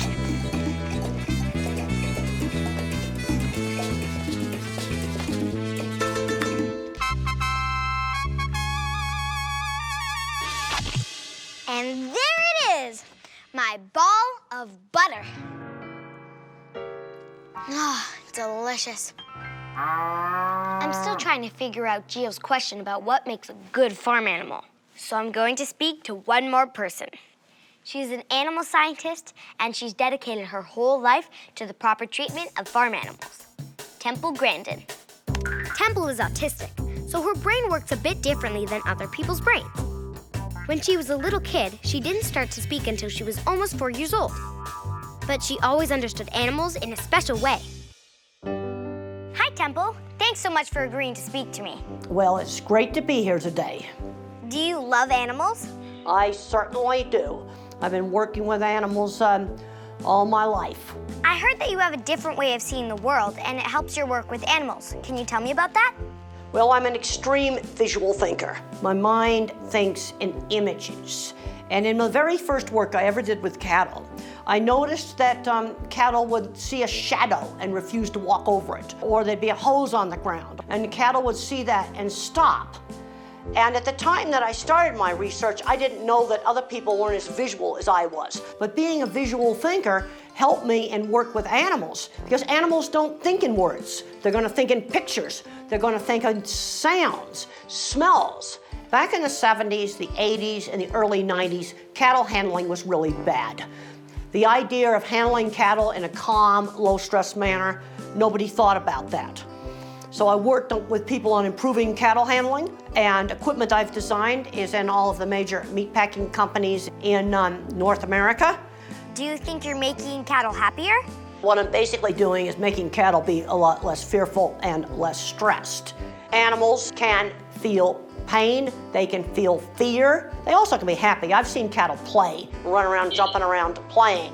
And we have got to give those animals a life that's worth living. Well, thanks very much for your work, Temple. Well, thank you very, very much for having me. Now I'm ready to answer today's big question. For real this time. What makes an animal a good farm animal? Well, Gio, the big answer is... being a happy animal.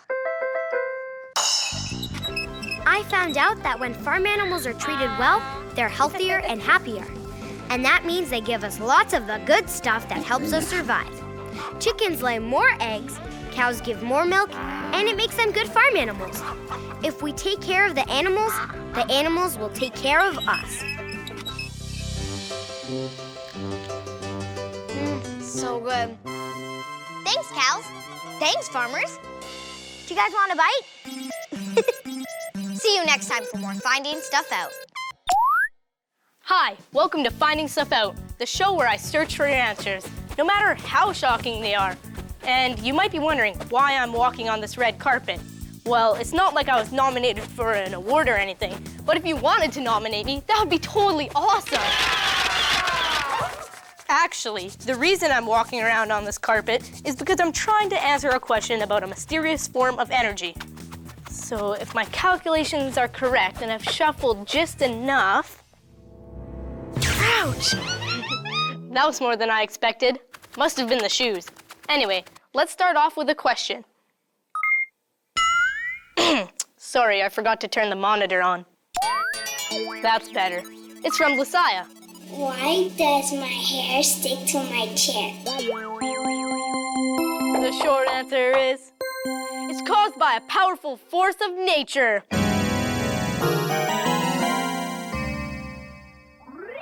And today, I'll find out what that powerful force is and how to use it to make the kids of today superheroes. So now I have to find out why your hair sticks to your chair. It's probably something sticky.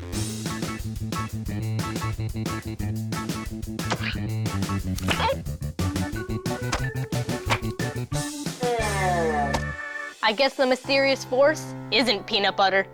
This calls for an investigation and another question. This one's from Steven. Why do we need electricity? If cavemen didn't, then they survived. Here's an animated clip I made that should shed some light on your question.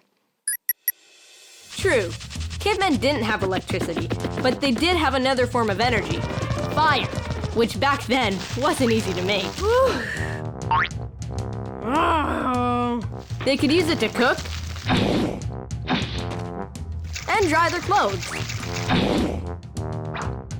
or even as a light to read by. And for millions of years, fire served as a cheap substitute for family entertainment. Oh no! Grog's favorite show, preempted by Weather Network.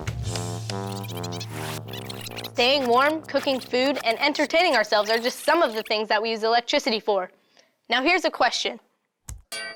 Why do so many things run on electricity? From the world of physics, please welcome my special guest, Mark Nantel!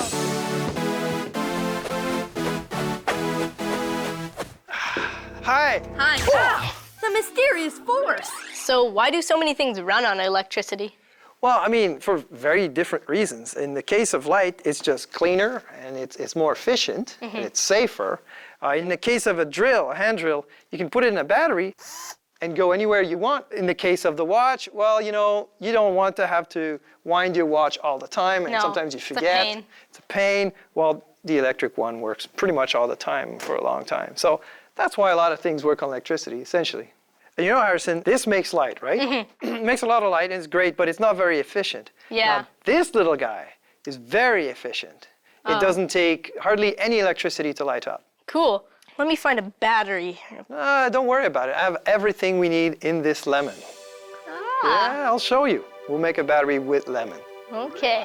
The lemon juice can be what's called an electrolyte.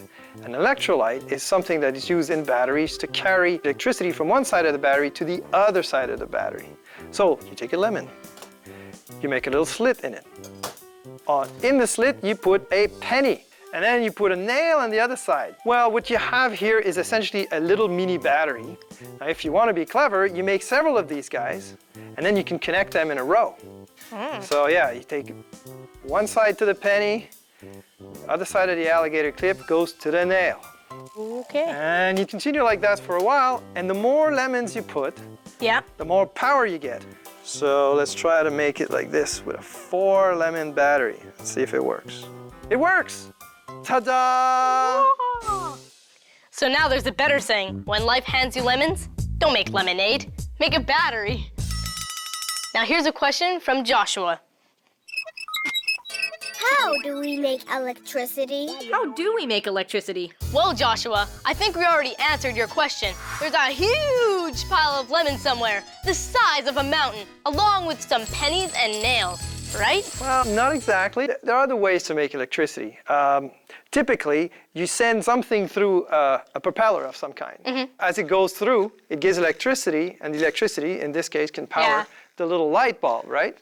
It could be wind. Sometimes you can put water and have it go down through a bunch of turbines. This is a fancy word for propellers. And then the propellers are connected to a generator, and at the end comes out electricity. Sometimes when you don't have water and you don't have wind, you may want to generate your own by boiling water and making steam, like really high pressure. Yep. And then you pass that through your propeller. And so, how do you make the steam? You can use nuclear power, or you can decide to burn fossil fuels like coal or petroleum or natural gas. But another way you can do power that doesn't involve steam or nuclear power or anything are some maybe more sustainable ways, using what the Earth already gives you. Something like geothermal. So the Earth is hotter inside the Earth. Yeah. So if you dig a hole in the Earth, it's hotter than at the top. So you can actually get some of the heat that's there in order to help you generate electricity.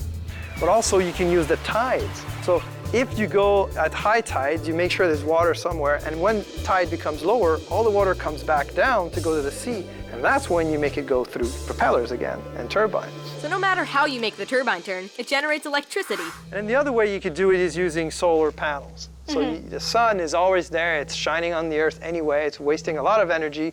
Let's imagine this is the sun, right? Okay. All right, well, just imagine. And we light this up. Watch it. Yay! there's your car. So we generated electricity that powered the little car just from the solar panel that's on its back. No turbine needed. So until we're using things that don't create pollution, how do we cut down on it? You could use less electricity. That's the best way. So if you have lights on in the house that you don't need to have on, turn it off. You could still leave the TV on if you're watching this show, though. Yeah. Now here's a question from Kirsten. How does electricity travel through wires? Imagine that a wire is this tube. Just like those marbles slide from one end of the tube to the other, when you turn a switch, all of a sudden, the electricity goes to where it's needed.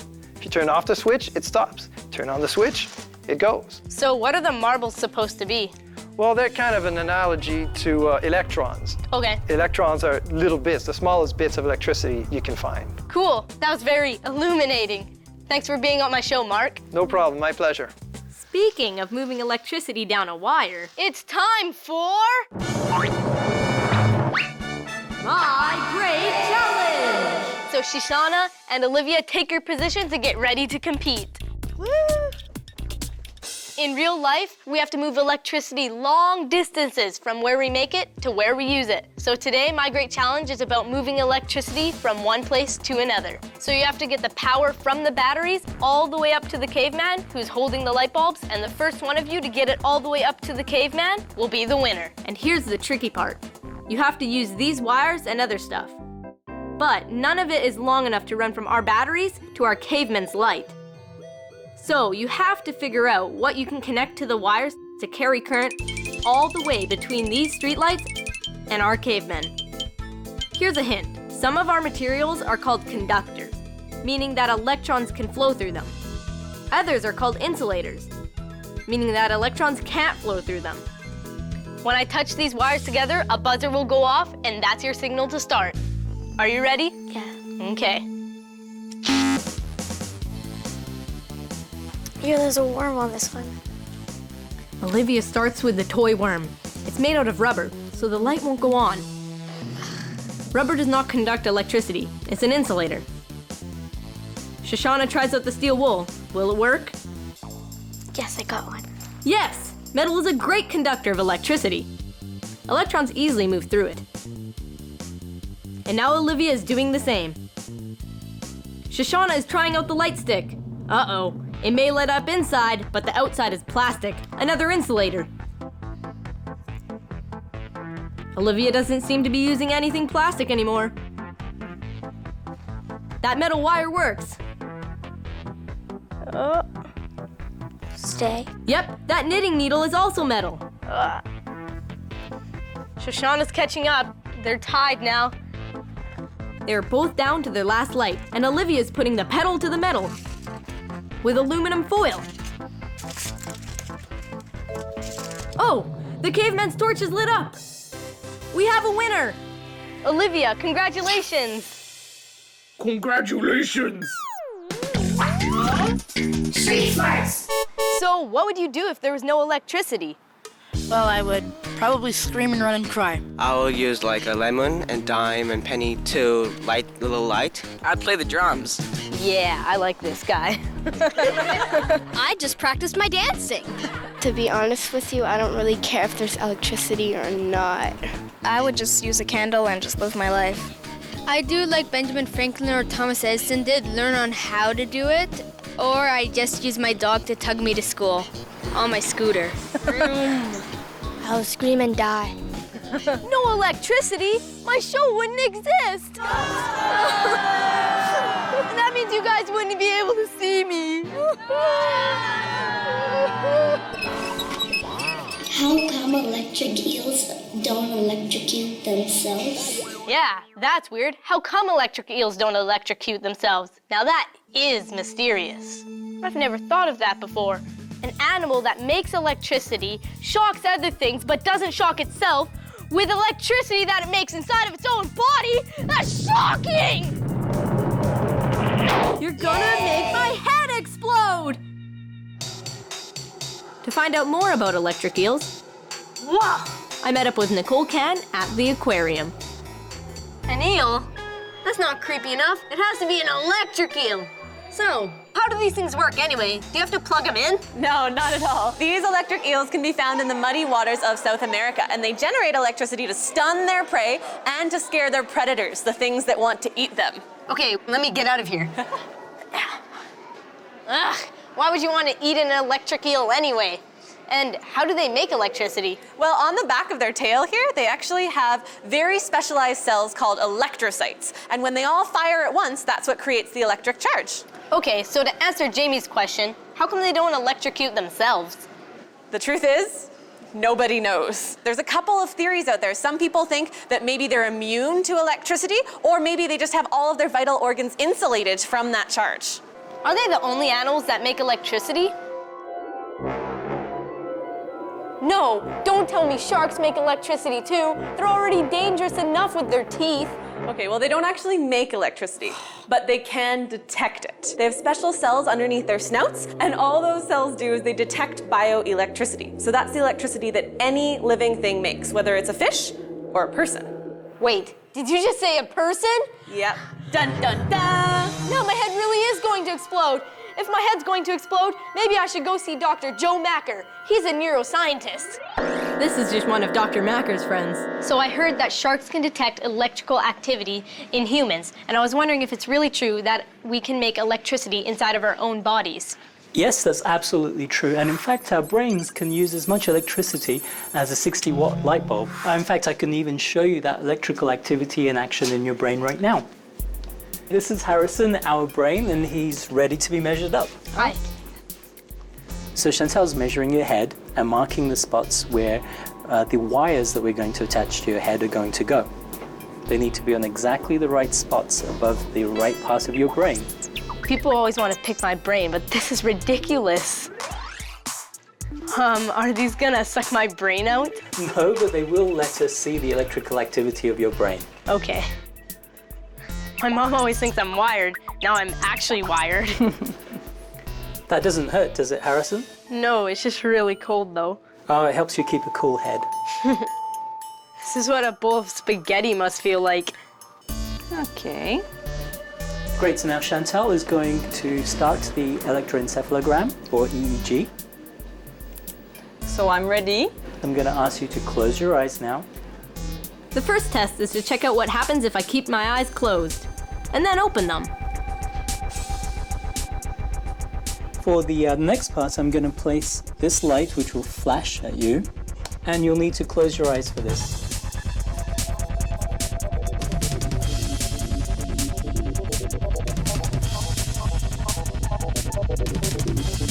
Okay, we're done. That was really weird. It was like the lights, and I like kind of wanted to open my eyes while they were like going, but I knew I wasn't supposed to, so I didn't. And it was just really weird. It's time to see if I'm really full of energy. Yes! Check out my brainwaves. That's electricity. So here, this is when you had your eyes closed and everything is nice and calm. And if I just move forward a little bit. Wow. Yep, right there where the yellow blob is, that's when you open your eyes and suddenly there's a lot more going on. Yeah, I really lit up there. You certainly did. Okay, and here we're showing you the results of the flashing light that you had. Each of these pink spikes represents the flashing light coming on and off. And as you can see, as soon as we start flashing that light at you, the activity in your brain changes completely.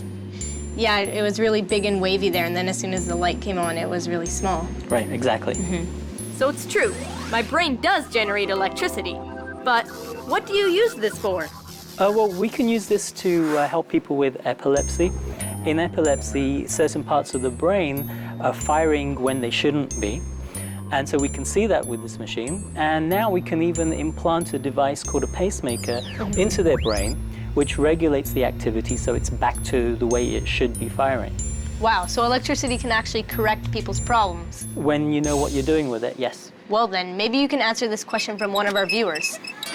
Why don't grown-ups let kids touch electricity? That's a very good question. In part, it's because the amount of electricity flowing within our brains is thousands of times less than what's in the wall. And also, when it's flowing from one part of our body to another, that's safe. It's dangerous when electricity comes out from outside our body and goes through us. Yeah, that's an electric shock. Exactly. So remember, kids, don't play around with electricity that comes out of wall sockets or you'll get socked with shocks. The Flat Earth Corner! In the 16th century, we've made huge medical advances. That's why we know that if you're suffering from certain ailments, like gout, there's a simple cure. Just stick your feet in a tub of electric eels. Whoa! What a wonderful treatment! The electric shocks hurt so much I can't even think about my gout! A few hundred years ago, doctors used to think if you suffered from headaches or an illness called gout, like Henry VIII, King of England, that you could be cured by sticking your foot into a tub of electric eels. Nowadays, we know that electric eels can't cure anything, except maybe boredom. I guess that's why Dr. Macker didn't have any in his lab. But speaking of Dr. Macker and his lab, it's time for...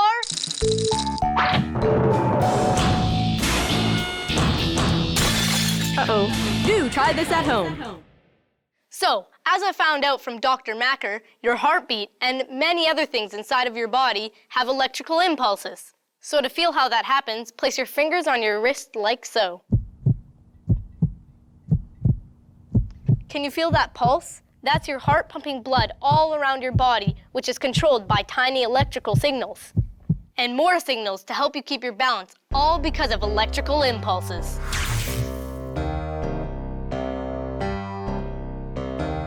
You've got electricity flowing through your whole body from cell to cell at awesome speed. You've got electricity when you're looking with your eyes, when you're smelling with your nose, when you're figuring some math, when you're wiggling your toes, when you're doing funky moves, or when you start to sneeze. You've got electricity. Yeah, you've got electricity flowing through your whole body from cell to cell at awesome speed. You've got electricity.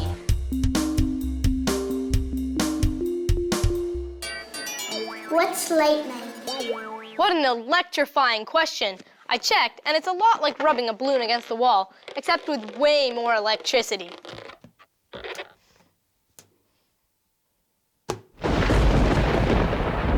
During a storm, water droplets and clouds rub together, causing friction. This friction causes electrons, which have a negative charge, to build up inside the clouds. The Earth is positively charged. In this case, opposites attract.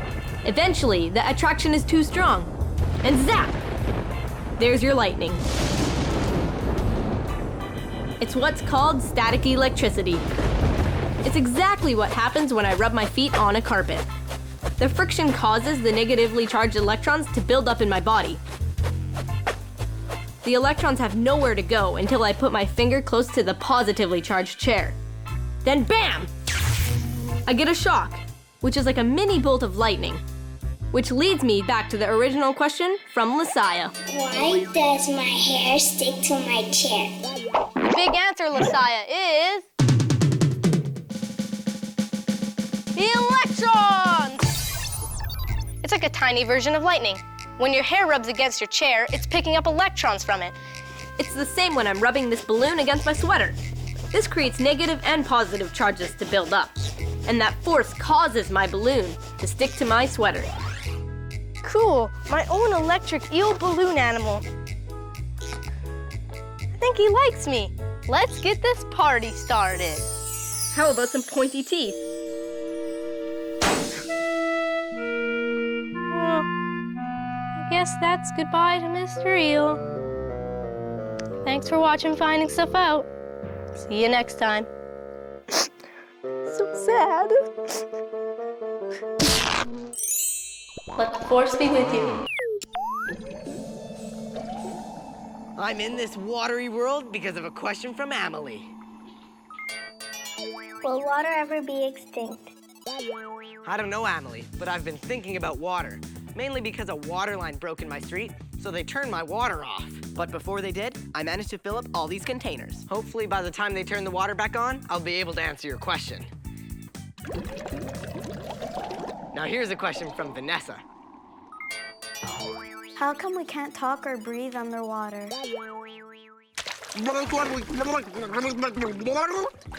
Why can't we talk or breathe underwater? Well, Vanessa, I found out for you. When we talk, our voice makes sound vibrations. What I'm trying to say is that we don't hear very well underwater because our eardrums need to vibrate, but underwater they don't vibrate as well. And the reason we can't breathe underwater is that while both air and water have oxygen, our lungs can't get oxygen from the water, and fish's gills can't get oxygen from the air. But wouldn't it be cool if you could breathe in both places?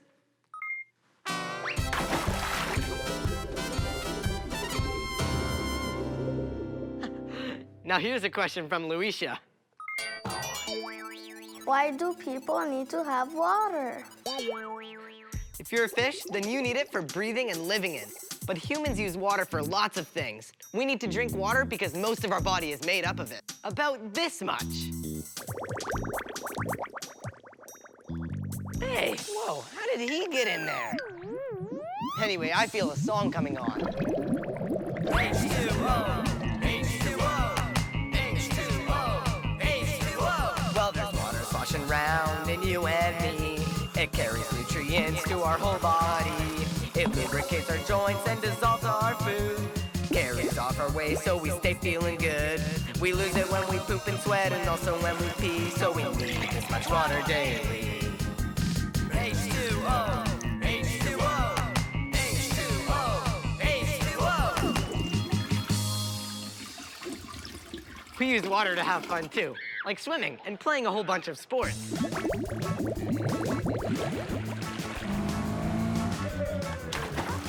And most of all, we use it to grow food. Vegetables, fruits, and farm animals all need clean, fresh water. We also use water to stay clean. To cook, to make electricity, to paint, to heat our houses, to travel, to drink, even for flying. Water's everywhere, in everything. You're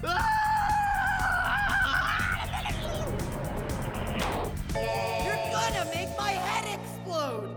Water's also nice in a cool cloth after your head explodes. But I realize that because it's so precious, we have to use it wisely. So, Luisha, your question inspired me to go and get some... street smarts. What I want to know is, who are the biggest water wasters in your home? My sister, because she goes into the bathroom to do her makeup, but she has the tap running, and she doesn't need the tap running. Me, because when I water the garden, I goof off with the hose instead. Probably me, because sometimes I leave the water on while I'm brushing my teeth. Me, because when I take a shower, I keep it on the hot and I'm in there for 20 minutes. Probably me and my brother, because sometimes in the summer we'll use our slip and slide. And then afterwards we'll go inside to dry off and have a snack. We'll just leave it running, and that wastes a lot of water. Looks like we should all stop wasting water. All we gotta do is turn off the tap. Now here's a helpful question from Matthew. How does water beat fire? To find out why water beats fire, I've come here to meet firefighter Mark Messier. Hi, Harrison. Welcome to Station 36. Harrison, you've got a fire to go to. Let's go. We gotta go. Let's go.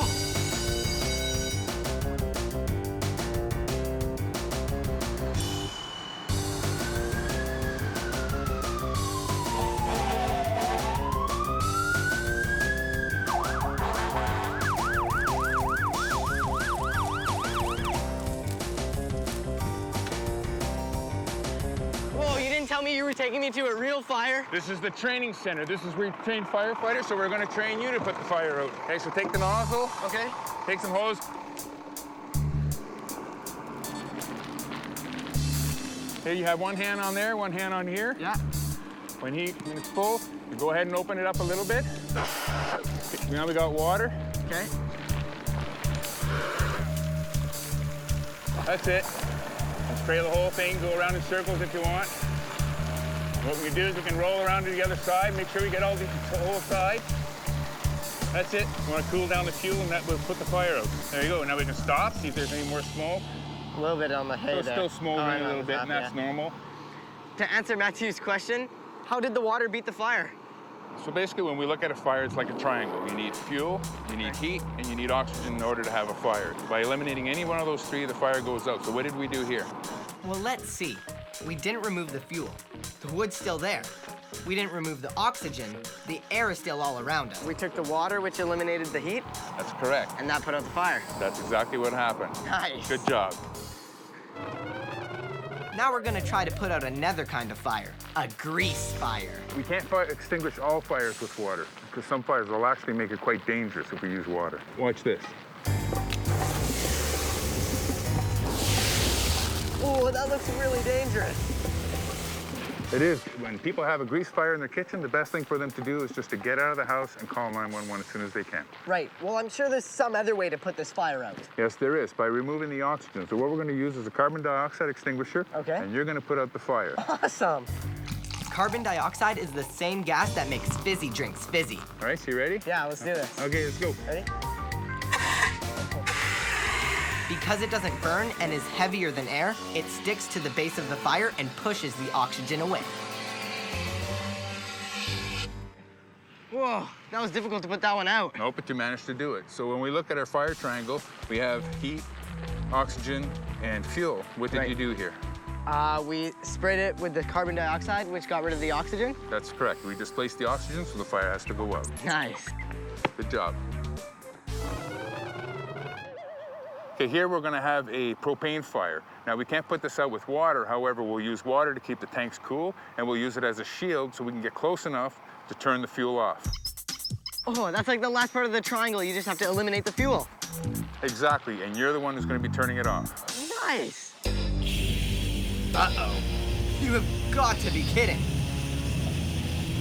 To put that out, I'm gonna need some special safety equipment. Okay, now there's some clips back here we're gonna tighten. Oh, like that. Now breathe. Okay? I checked you. I wanna make sure I see no exposed skin. Something goes wrong, we need to make sure that you're covered. Let's do this. The gas leaking out of those tanks is on fire. The firemen will hose it off to make it cool enough to touch. My job is to turn off the valve and stop the flow of gas. But first, we have to get closer. That's the valve I have to turn off.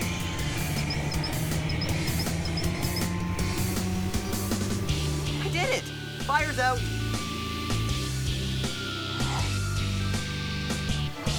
Whew, that was hot. Thanks so much for being on my show. Hey, no problem. Thanks anytime for coming, but you never asked me one question. How do we cool down after it's really hot? How do we cool down after it's hot? Well, you really want to know? Yeah.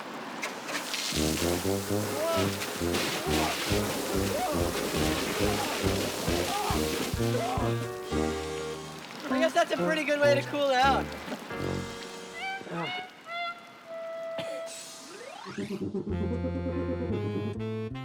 Here's another question that's all wet.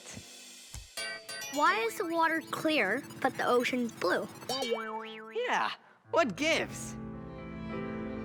This glass of water doesn't have any color in it. Or does it? To help me find out... She knows about water, and she promised not to dump it on me. Please welcome Roxanne Moranger. Hi, Harrison. Today we're going to talk about water. All right, but you're not going to dump that on me, are you? No, I'm not a firefighter.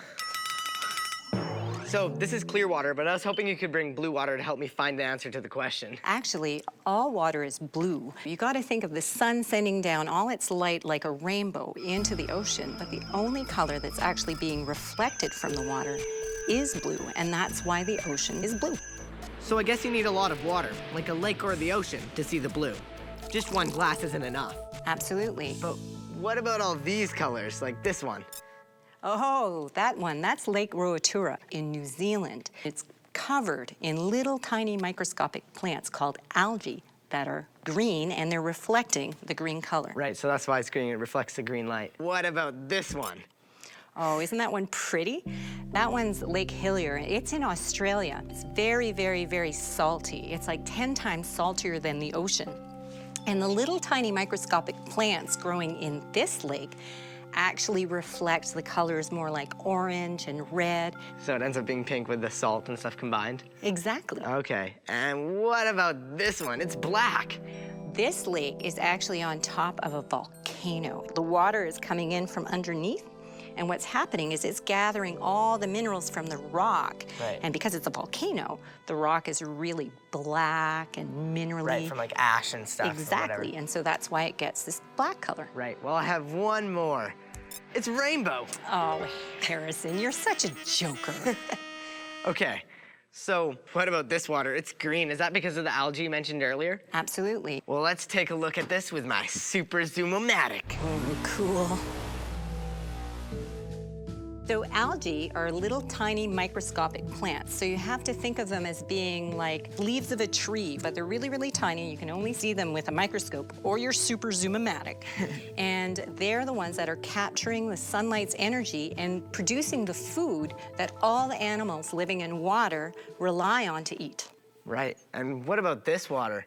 It's all brown. Yeah, that water is swamp water. Oh, it smells horrible. I know. Well, what happens is swamps are characteristic of a lot of things coming into it and dying. And as they die, they get all broken down and the color becomes brown. Well, I wouldn't want to drink that. And Devin had a question about that. How can you make river water safe to drink? Some rivers are actually safe to drink right away, but most rivers you should take some precautionary treatment before drinking them. I have my filtration setup that I use when I want to go and study lakes. Right. And what we're going to do is we're going to pour a little bit of this water, which looks relatively clear. It has a little tinge of green. Kind of green there. Yeah, I wouldn't drink that directly, Yeah. so let's remove some stuff. Okay, so pour it in there. Let's get the filter pump going. And what I have in here is a little fine mesh filter that is capturing all the particles. So let's stop that. And let's take a look. Whoa, it's all green. That's the algae being caught up. Now, another way to make water safe is by boiling the water. Boiling water, how does that help? Well, you get the water up to such a high temperature that all the microorganisms or bacteria die. Right, So, and then it's safe to drink. Then it's safe to drink. So would you like to kill some bacteria? Sure. Let's go for it. So Harrison, the river water is now boiled, and now I'm gonna make tea. And tea is actually gonna explain why that swamp water we have over there is turning brown, because Oh, tea— it's brown. That's right, tea are just dead leaves. Just like there's dead leaves in swamp water, dead leaves make tea. Absolutely. Would you like a cup of tea? Oh, why, yes. A cup of dead leaves would be wonderful. My pleasure. Smashing. This one smells much better. Thanks for being on my show. My pleasure, Harrison. Now here's a question from Mia. How does rain come down from the clouds? The Flat Earth Corner! Hey, farmers. Are your crops brown because it hasn't rained in months? Are your animals thirsty? Do you not have any water? No problem. Give me all your money, and I'll make it rain with this Rain-O-Matic air cannon. Why, this is no ordinary cannon.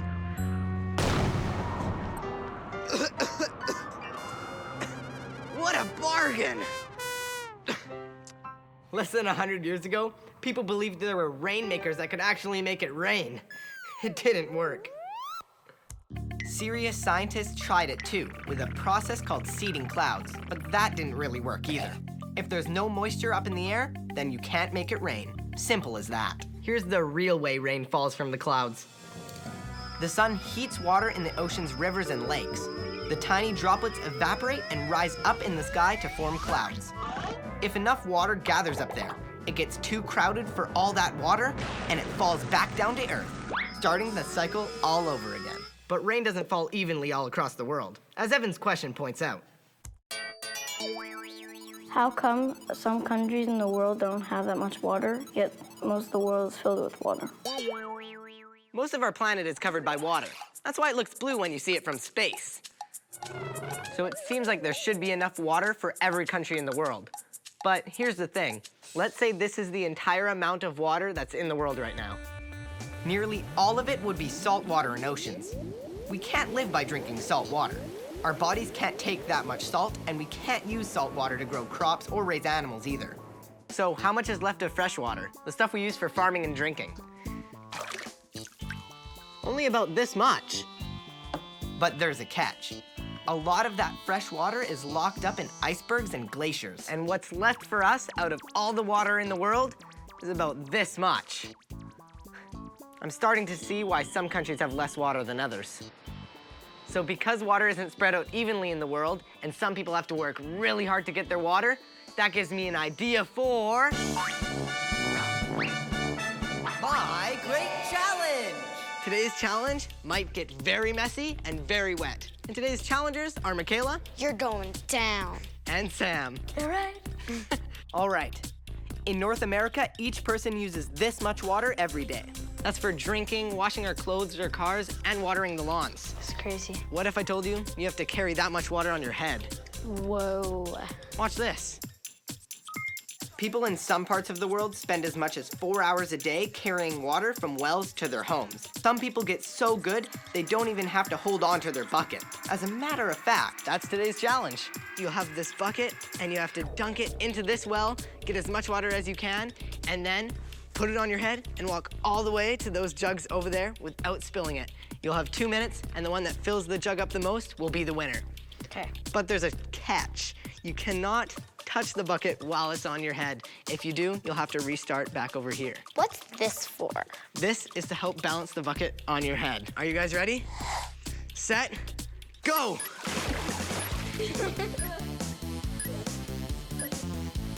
Don't touch the bucket. Oh, yeah. There's one, there's one. Going for bucket number 2. Oh, come back, come back. Oh, let go of the bucket. Oh, no! Make sure to let go of the bucket right before you start marking. They each have 1 bucket right now in their jugs, but let go of the bucket. Okay, okay. Oh, Michaela's almost there. Yeah. We have about a minute left. Oh, look at that, speed run. Michaela's going for her 3rd bucket, and so is Sam. Oh, they're tied right now. Sam's getting ahead. Oh. This is a close race. Oh!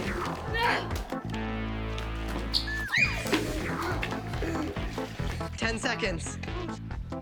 10, 9, 8, 7, 6, 5, 4, 3, 2, 1. Okay, time's up.